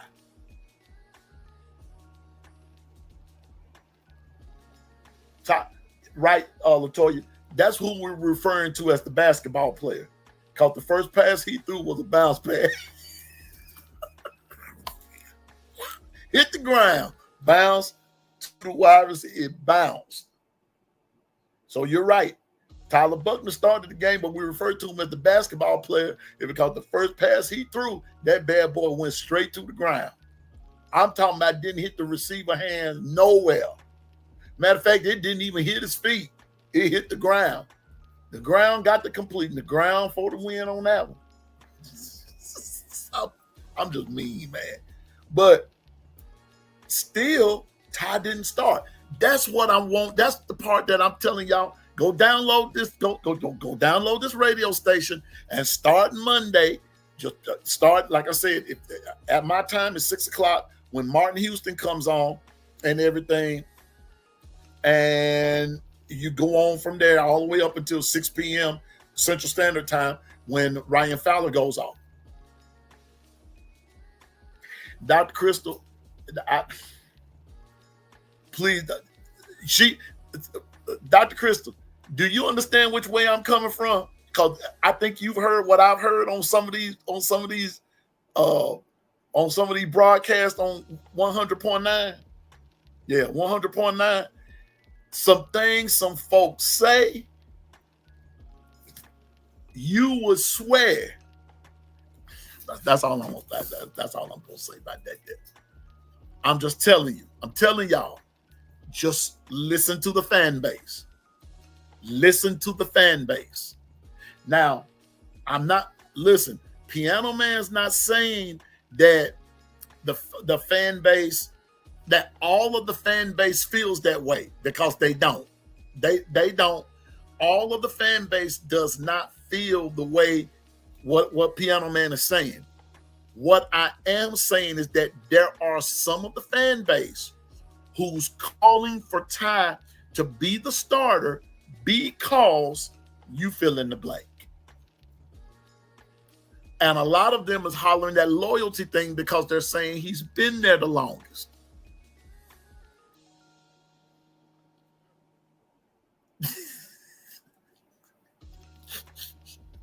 Dwight, that's what I should have done. I should have just hung up and went to sleep. Called, bruh, I was struggling the next day. Me in that classroom, I just told them kids, listen, go for what you know. Mr. Long can't handle it today. I mean, they were pretty good. We I talked, did what I had to do, all that kind of stuff. The brother I was zombified when we got out that conversation. So I'm telling you, keeping it a buck crew, y'all my folks. I must love y'all for me to stay up till as long as we did that night. We were talking, man, and we were going. I'm gonna put it to you like this. We wasn't going at it, but we were just having a family discussion. But at the end of the day, did nobody get mad? We were just speaking our opinion.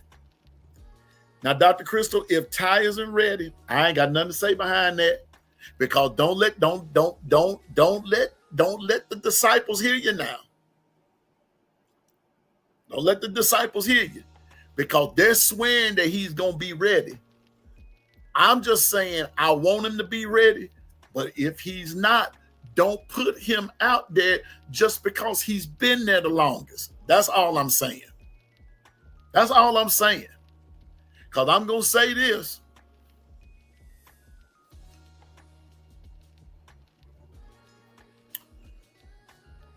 I'm going back to what I said. I had to reformulate my thoughts.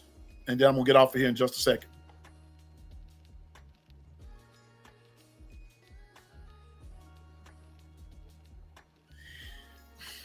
Gil, before I address that, let me say this.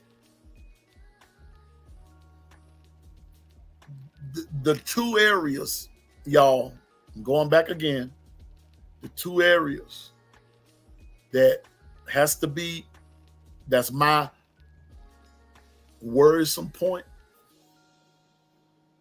It is the O-line and quarterback. I'm not worried about the wideouts. I'm not even worried about the running backs. I'm not too worried about the defense. But the O-line and the quarterback, I worry about. And what Gil said, and Dr. Crystal, I thought and said the same thing. But now I think he stays because it looks like they want him to be QB1. And OG Gil, I understand, and JB said it too, they want.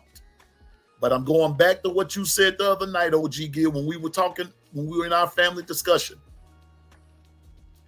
If he's not ready, like Dr. Crystal said, but if he's not ready, see, listen to me, folks, and I'm going to end with this. I promise I'm going to end, let y'all go so I can get to church.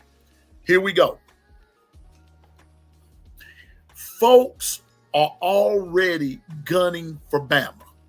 This is going to be my going out right here, y'all. Folks are already gunning for Bama.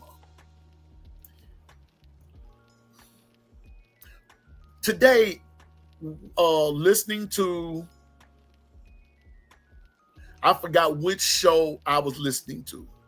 It was either yesterday or today, but I want y'all to hear this. There was this one particular guy who made this statement and says,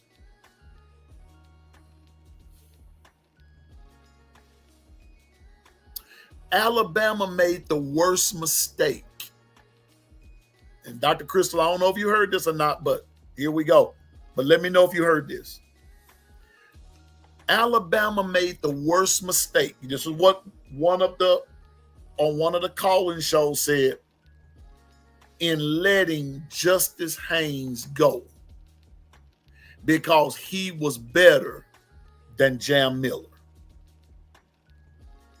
Okay?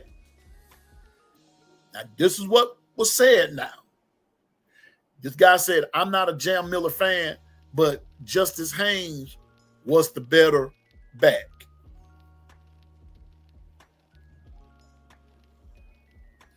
Y'all, and OG Gil, I didn't even bring this up to you when we were talking the other night because I didn't think about it. I didn't hear it. I didn't think about it when we were talking. You're putting Justice over Jam when every time Justice hit the lane, he started tiptoeing through the tulips. That's why he did. And so now they're boosting up They're boosting up justice in Michigan. You know, I just said, apparently, you didn't watch Justice play. Justice was never consistent. He wasn't consistent in his running. Jam was consistent. That's what the difference between them was. Justice did too much dancing in the lane. Jam went on about his business. Now, if I may, I will say this. Depending upon how the system is ran in Michigan, Justice fits that system better. Justice fits that system better. But I'm going to tell you this. But if he gets up there and get that timid running, he's going to get hurt.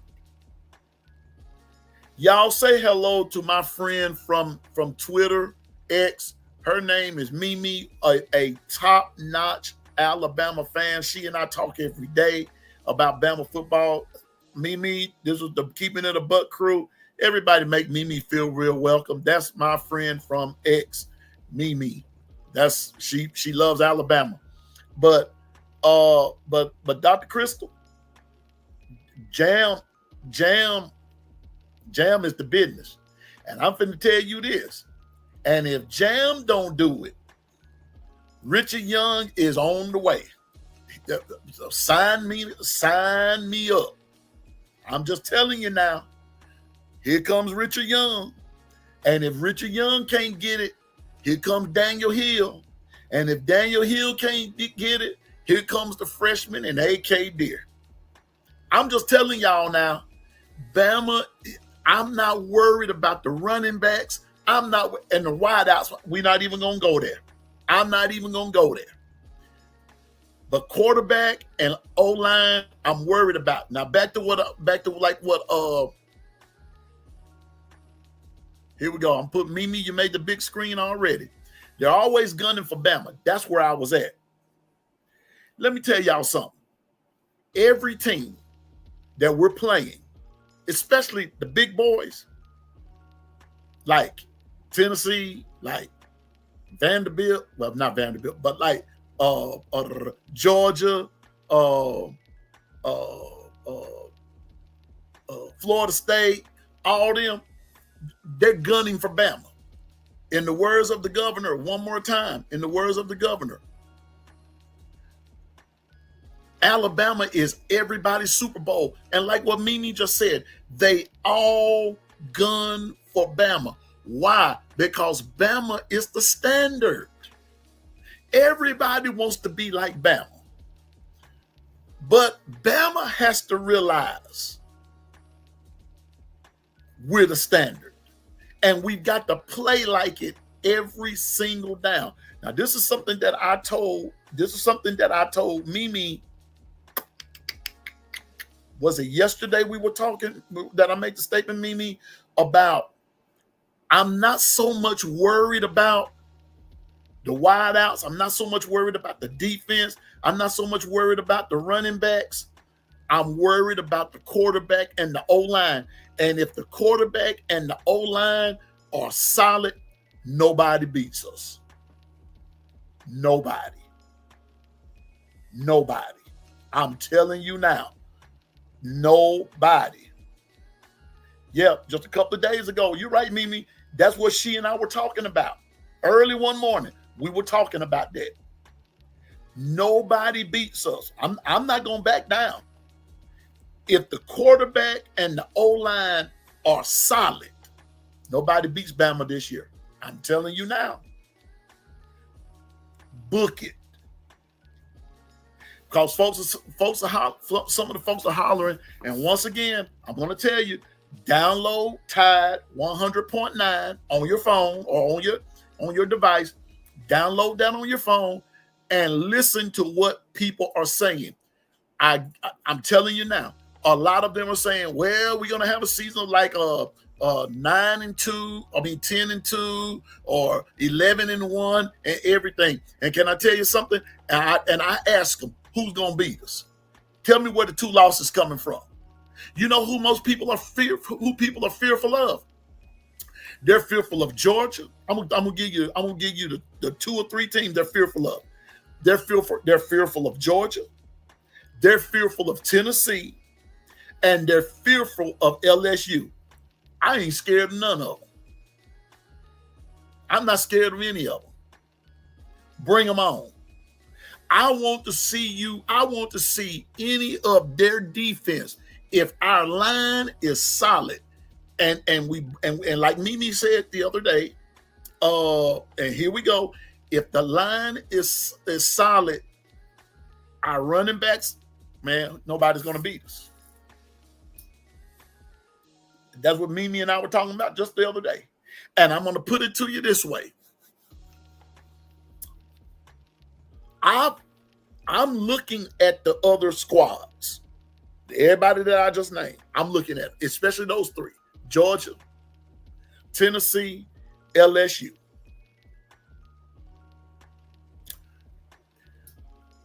I'm about to show y'all something. Let's take LSU out of this mix right quick.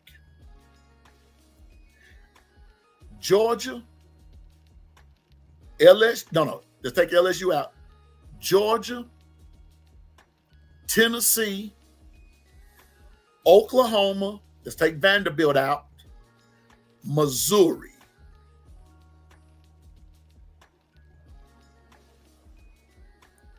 And let's take South Carolina out. So that's 3 teams, 3 or 4 teams right there.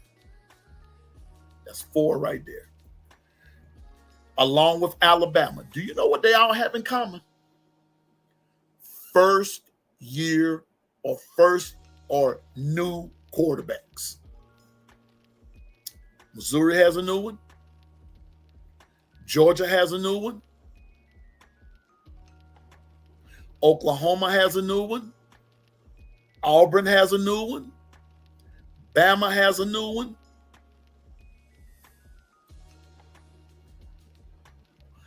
I want to say Florida, South Carolina, LSU are the only team with the same quarterback returning. And don't forget, Latoya, and Texas A&M does too. But I know they're not on our schedule. But the ones that's on our schedule, those 3 right there, those are the only 3 right there. And Florida, SEC, and all that. Vandy has theirs coming back too. But for us that we're playing LSU, they have their quarterback coming. South Carolina has their quarterback coming back. Vandy has their quarterback coming back. But Tennessee doesn't.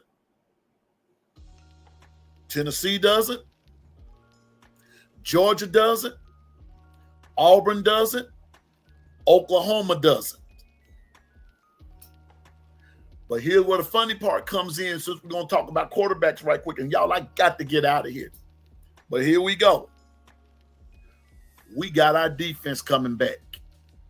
And if our defense gets in there and plays disruptive football, I don't care if you put Tom Brady's great-granddaddy's brother-in-law back there. Bama going to eat them for lunch. Just telling you now. But our O-line is going to have to match the intensity of our defense in order to protect our quarterback and give our running backs room and give the quarterback a chance to throw the ball. And the church said amen. And that's what I believe. But I'm not looking to Georgia. I'm not looking to Tennessee. I'm not looking to Vanderbilt. I'm not looking to LSU, Auburn, Oklahoma, or anybody. My first worry is Florida State. We have a top 5 defense. You're right, Latoya. Thank you, Dr. Crystal. I try to bring solid points. But I'm just telling you, Nobody is giving Alabama that much of a chance. This is why I'm saying, shh, and let's get out there and let's play. Let's get healthy and let's stay healthy. And let's get there. And Dr. Crystal, I agree with you. We should have, because I'm finna tell you something.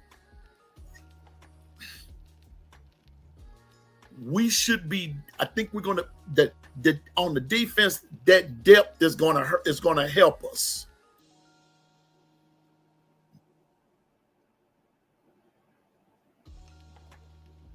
You got that right. You know what, Mimi? I'll put you back on the big screen there. As long as our O-line stays healthy, and that's what we were saying the other morning, Mimi, I think we are good. Beat Florida State. I'm with you on that. I agree. That's all I've been saying. Healthy. Injuries. If we can get past the injuries. Our special teams, I think we're gonna be okay there. I'm gonna have to kind of look into some stuff on that, but I'm gonna put it to you this way. If our special teams, especially, I'm gonna say this, especially in kickoff return, I think we'll be fine. But I will tell you this. I will tell you what I do worry about, LaToya. When you do talk about special teams, let's talk about the auxiliary players in punt and our field goal kickers. That's what I worry about, because we did lose them. So who's coming up? But OG Gill says special teams should be really good. We should be. So it's about to get exciting, but we're gonna have to tune out the naysayers. Because some of these naysayers will make you mad as hell. Excuse my language, but they'll make you mad listening to them talk. Listening to them talk.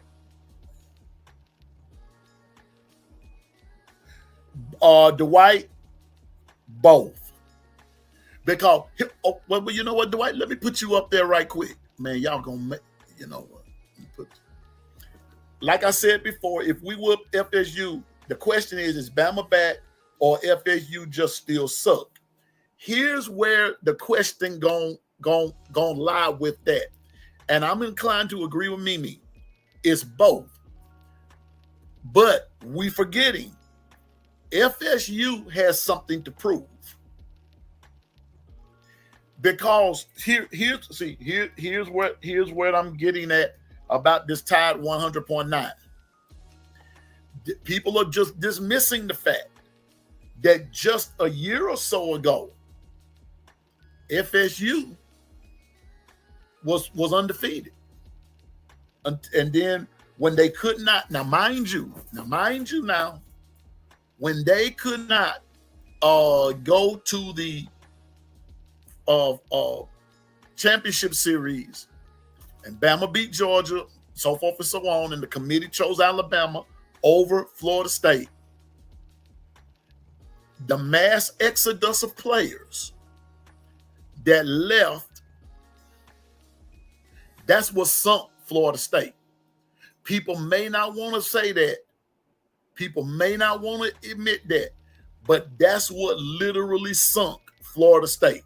Now, I'm going to go on and say this. Even if Florida State didn't lose anybody and they still didn't go to the national championship series, they were not going to beat Georgia, even with Jordan Travis back there, whatever, Jordan Travis, I think that's his name. They were not going to beat Georgia. I got some more news for you. Even with Jordan Travis, they wasn't going to beat Georgia. I'm about to tell you one more other thing.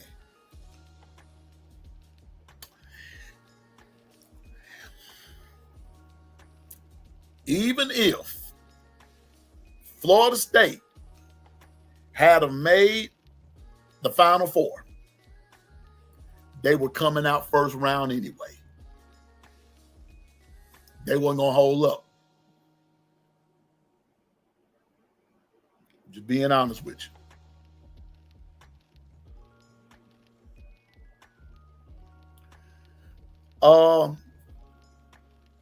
So Florida State has a lot to prove too. But me personally, it's going to be after the Bama game that maybe they'll start putting it together, but they will not be the Florida State of old. So will Florida State still suck? Probably. They don't have the weapons they used to have. Now I'm going to tell you this. Now, since we're on the subject, and we're going to stay there, the team to watch in the SEC, besides Bama, everybody hollering Texas. Arch Manning, mostly folks hollering Texas because of Arch Manning. And they got some other weapons. I got some more news for you. Be careful of Florida. Do not write them off. Remember, Florida was 1 or 2 plays away last year from beating Georgia. And I'm going to say it with Kangaroo Black. Georgia, don't think it's strange if Georgia be a 4-loss team this year. Think it not strange. Now and then I'm going to say this, I'm going to address this. I'm going to, right here, Dr. Crystal, you made on the last one. Only potential issue. If we win the Natty this year, KDB has gone to the league. I don't think so. He's not. Dr. Crystal, I'm going to say this, and I respect your opinion and all that good stuff. But, dear, Kalen DeBoer is not a pro coach. He's not. He's not. They may want him, but he's not. Kirby Smart, maybe. Now, Dr. Crystal, I'm going to say this, though. Bama win the Natty this year, and Ryan Grubb is gone.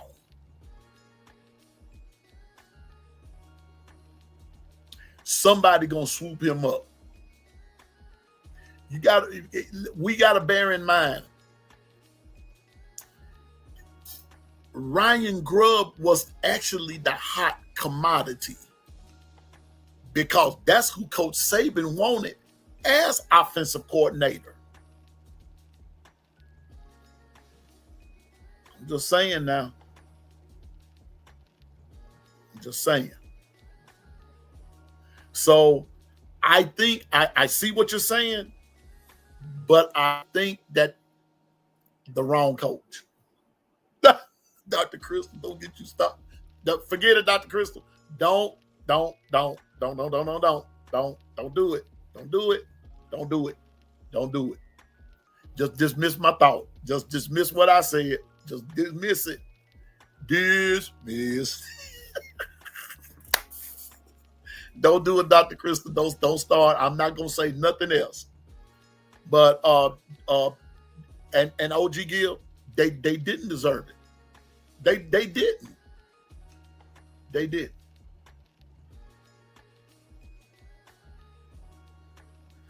And Mimi, I heard that interview today too. I saw it on YouTube. Coach DeBoer really loves Tuscaloosa, and he's embracing it. But I'm going to tell you now, winning at Alabama comes with a price. There is a price to be paid. And Coach Saban will probably tell him, you win in the upper echelon of things and you lose your coaching staff. They just about gone because they throw the kitchen sink at them. They throw it at them. We want to keep our coaching staff, but then we also want to win at the same time. So I'm just saying. So everybody, It's been fun. It's been real. I'm not going to so much say I'm late for church, but I am late for church. But like I said, but I don't have to play tonight. So, meaning that speech always makes me nervous.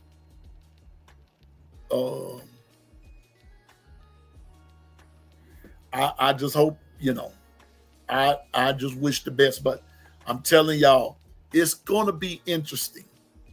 But I want to see how, now that everything's over, and I'm just asking this as this goes out and about, been on for 2 hours, I got to go.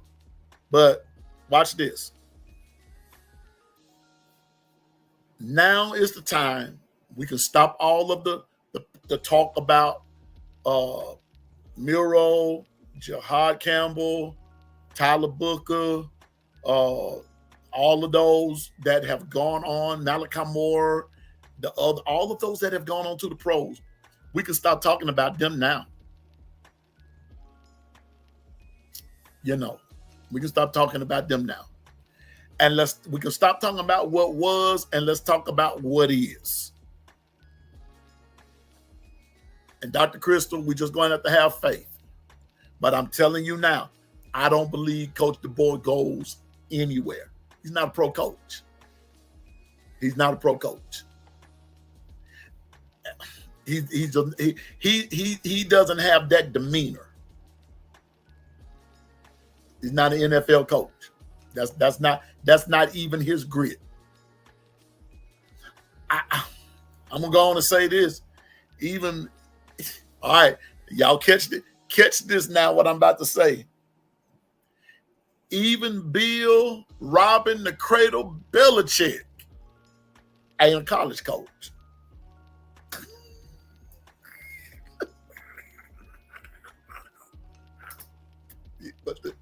But to each his or her own,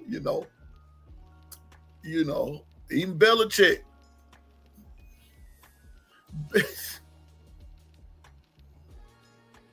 You know what, Dr. Crystal? A lot of the coaches in the NFL are not your traditional NFL coach, because the culture of the NFL has changed a lot. It's changed. It has changed. So neither are, but, Bill had to go get him a young girl just to be able to get. Oh, gosh. Y'all, that dude, he robbed that cradle blind, man. Good God from Zion. He robbed the cradle. But hey, whatever floats your boat, you do what it takes to keep it from sinking. I mean, but I'm a man with standards. It's so far back I'll go. It's only so far back I'll go. Anyway, I ain't getting it. Susan, stop. Y'all tell Susan to stop now. Because, see, Susan finna take this somewhere. I'm telling y'all now, don't y'all egg Susan on, because Susan gonna take this somewhere that don't nobody want to go there. Don't nobody want to go there. So you making my nose start itching. Dr. Crystal. Oh. Not baby milk bitch. Wait a minute. Hold up now. Wait a minute. Hold it, Dr. Crystal. Wait a minute. When you said baby milk Bill, I'm not even going there. I just can't. I just can't go there. I can't. I can't. I just can't go there. Can't go there. I'm gonna leave baby milk Bill out of this. I'm gonna leave him alone, because if he go from baby milk Bill to baby making Bill, we got a problem.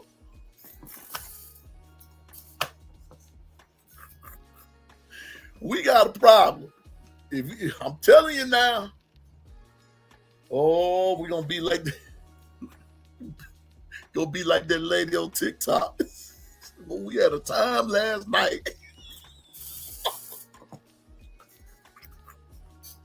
Similar. We had a time last night. Boy. I'm getting ready to get off of here, y'all. I'm with you, Susan.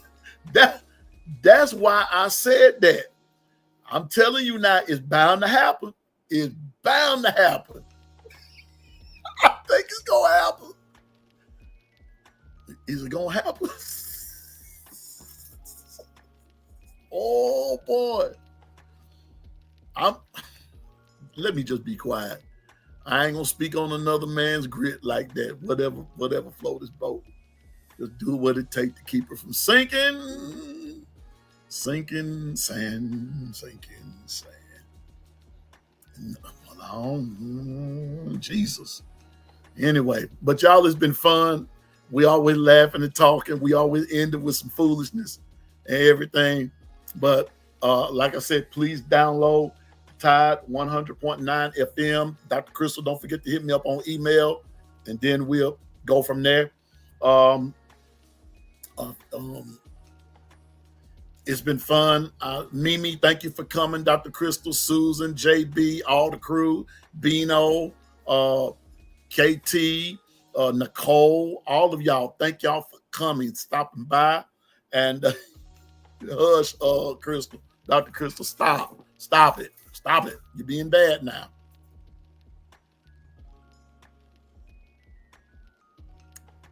Susan, stop it. Please stop.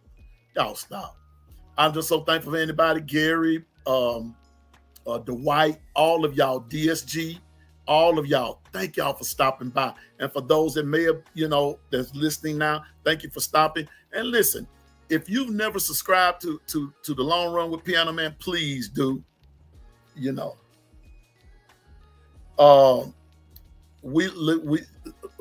Carla's gonna be okay, Dwight. We thank for Carla too. We just thankful for everybody. Again, Roll Time, Mimi, you already know where to find me. Because Mimi, you probably talk late on tonight on Twitter and everything. But I'm so thankful that you came by. Bring other people with you. But for those of you that are listening, and you might see this later on, if you've never stopped at and subscribed to the Long Run with Piano Man, just subscribe. It costs $0.00, as B Sharp would say, who came by earlier. Thank you, Go G Gill, for always stopping by. That's my big brother. And I'm gonna say this. I'm going to put this out there. The reason I said I was gonna stop is because, see, I'm single. I'm not married or anything like that. And so me, and I've already told OG Gill that if I ever do get married again, he's gonna be my best man. But there's a reason for that. There's a reason I won't. It's a reason I want OG Gill to be my best man. It's a reason. But we already, see, Gil, stop. See, now Mimi get Gil. Susan get Gil. Y'all get OG Gil.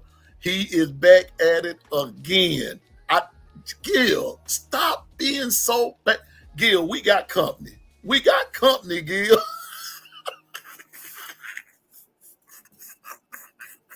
Here you go with that canvas thing.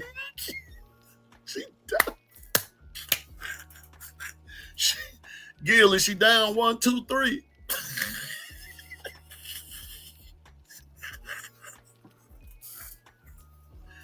OG Gil. Is she down 1, 2, 3? Is she down for the count? What did you do? Wait a minute. All I want to know, what wrestling move did you do? Did you do the elbow smash, or did you do or did you put in the sleeper hold? What did you do? Or did you pull in the Mongolian stretch? Which one? Dr. Crystal, I had to tell you and Mimi, I had to tell y'all about that one.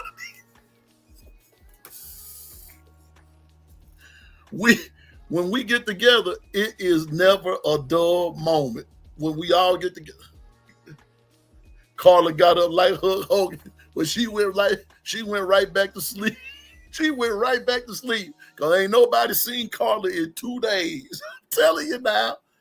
Oh boy! But anyway, family, I got to go. I'm going to head to church right quick. But Let's continue to make each other great. Don't forget to download the Tide 100.9 FM on your device and all that good stuff. And I'm challenging you to listen to some of these other broadcasts and things like that. You will be amazed. And all of those, most of those broadcasts are call-in shows. They are call-in shows, and you will hear some stuff. Trust me. And it's not for the weak of heart. You know, some of them are pretty feel good, but then there are some cutthroats that come up in there, you know, and so everything. So again, I thank everybody for stopping by. But if you've never subscribed to the Long Run with Piano Man, please do, and we'll be so happy to have you, because here in a minute we're going to change some things up, and we're going to be a little bit more accessible, and we want to make you accessible as well. So just stick with me; it's going to get better. And to all my friends, I love y'all. And you know what? And I'm going to address this. And to those who don't like me too much, I love you still. Ain't nothing you can do about it. And it is what it is. So we all have one thing in common. And as I said before, I believe, like I told on Ryan Fowler today, and I end with this. I believe we all love God. I think we all, and to a certain degree, I think we all love one another in one fashion or another. But last but not least, we all love the Alabama Crimson Tide. So everybody have a good weekend. No. Before I go, wait a minute. Let me tell y'all what happened. Kind of a testimony right quick, and I'm going to let you go. I shared this with OG Gill the other day. The football coach where I teach, we were talking. And I told him about a play that I had kind of devised up. And he said, I want to see it. I devised the play up, y'all. I put it out there, and I told him, I said in my mind, I have 4 variations from this one particular set. I said, but I'm going to give you the one that I think that will work the most in a particular situation. And he said, okay, just put it down for me. And I did it and wrote out what the play was designed to do. OG Gill, I didn't tell you this because we hadn't had a chance to talk, but he's the play that I told you about the other morning, OG Gill. He's implementing the play, and he's asked me for the other 3 variations of the play. I said that to say this. There's ideas in you. Whatever your idea is, don't be afraid to present your idea. The worst that they can say to you is, well, I don't think we can use it at this time, but it doesn't mean that it's a bad idea. Present it. You don't know how things may turn out. So now I'm too old to coach now. I'm too old to coach. But if I can just help somebody get them over the hump in some way or another, then as the old song would say, then my living would not have been in vain. So OG Gill, they accepted my play. They're going to be running. They're going to be implementing it. And 9 times out of 10, Piano Man is going to have to go out there to show them how the play actually goes. All I will say is this, stop, Gill. And all I will say is this right here is coming from, it's a variation of the wishbone offense, something that I drew up and something that I had in my head and everything. So don't be afraid to present your ideas. Do the doggone thing and watch some things turn for you, okay? Y'all have a good time. And I may just be back on here in the morning, okay? So just watch for the notifications and we will be on.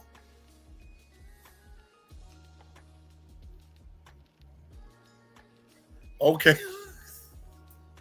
Susan, if I run, wait a minute. If I run it by Grub, it's going to have to be some money involved in this here. See, this high school we talking about. But if Grub get a hold to it, now I'm going to have to go OG Gill, you and Susan and Mimi and Dr. Crystal, to keep, especially JB, we are going to have some representation somewhere and some financial assistance. That's all I got to say. Gill, stop. I'm finna let y'all go because Gill and Susan are taking this to another level, talking about beating tail feathers, all that kind of stuff. Y'all have a good day and have a good evening. I'm on my way to church as late as I am. Y'all have a good evening. And remember, above all things, God loves you. Piano Man loves you. Keeping It the Bruck crew loves you. And last but not least, roll tide. I'll see you the next time. Have a good evening, everybody. Later.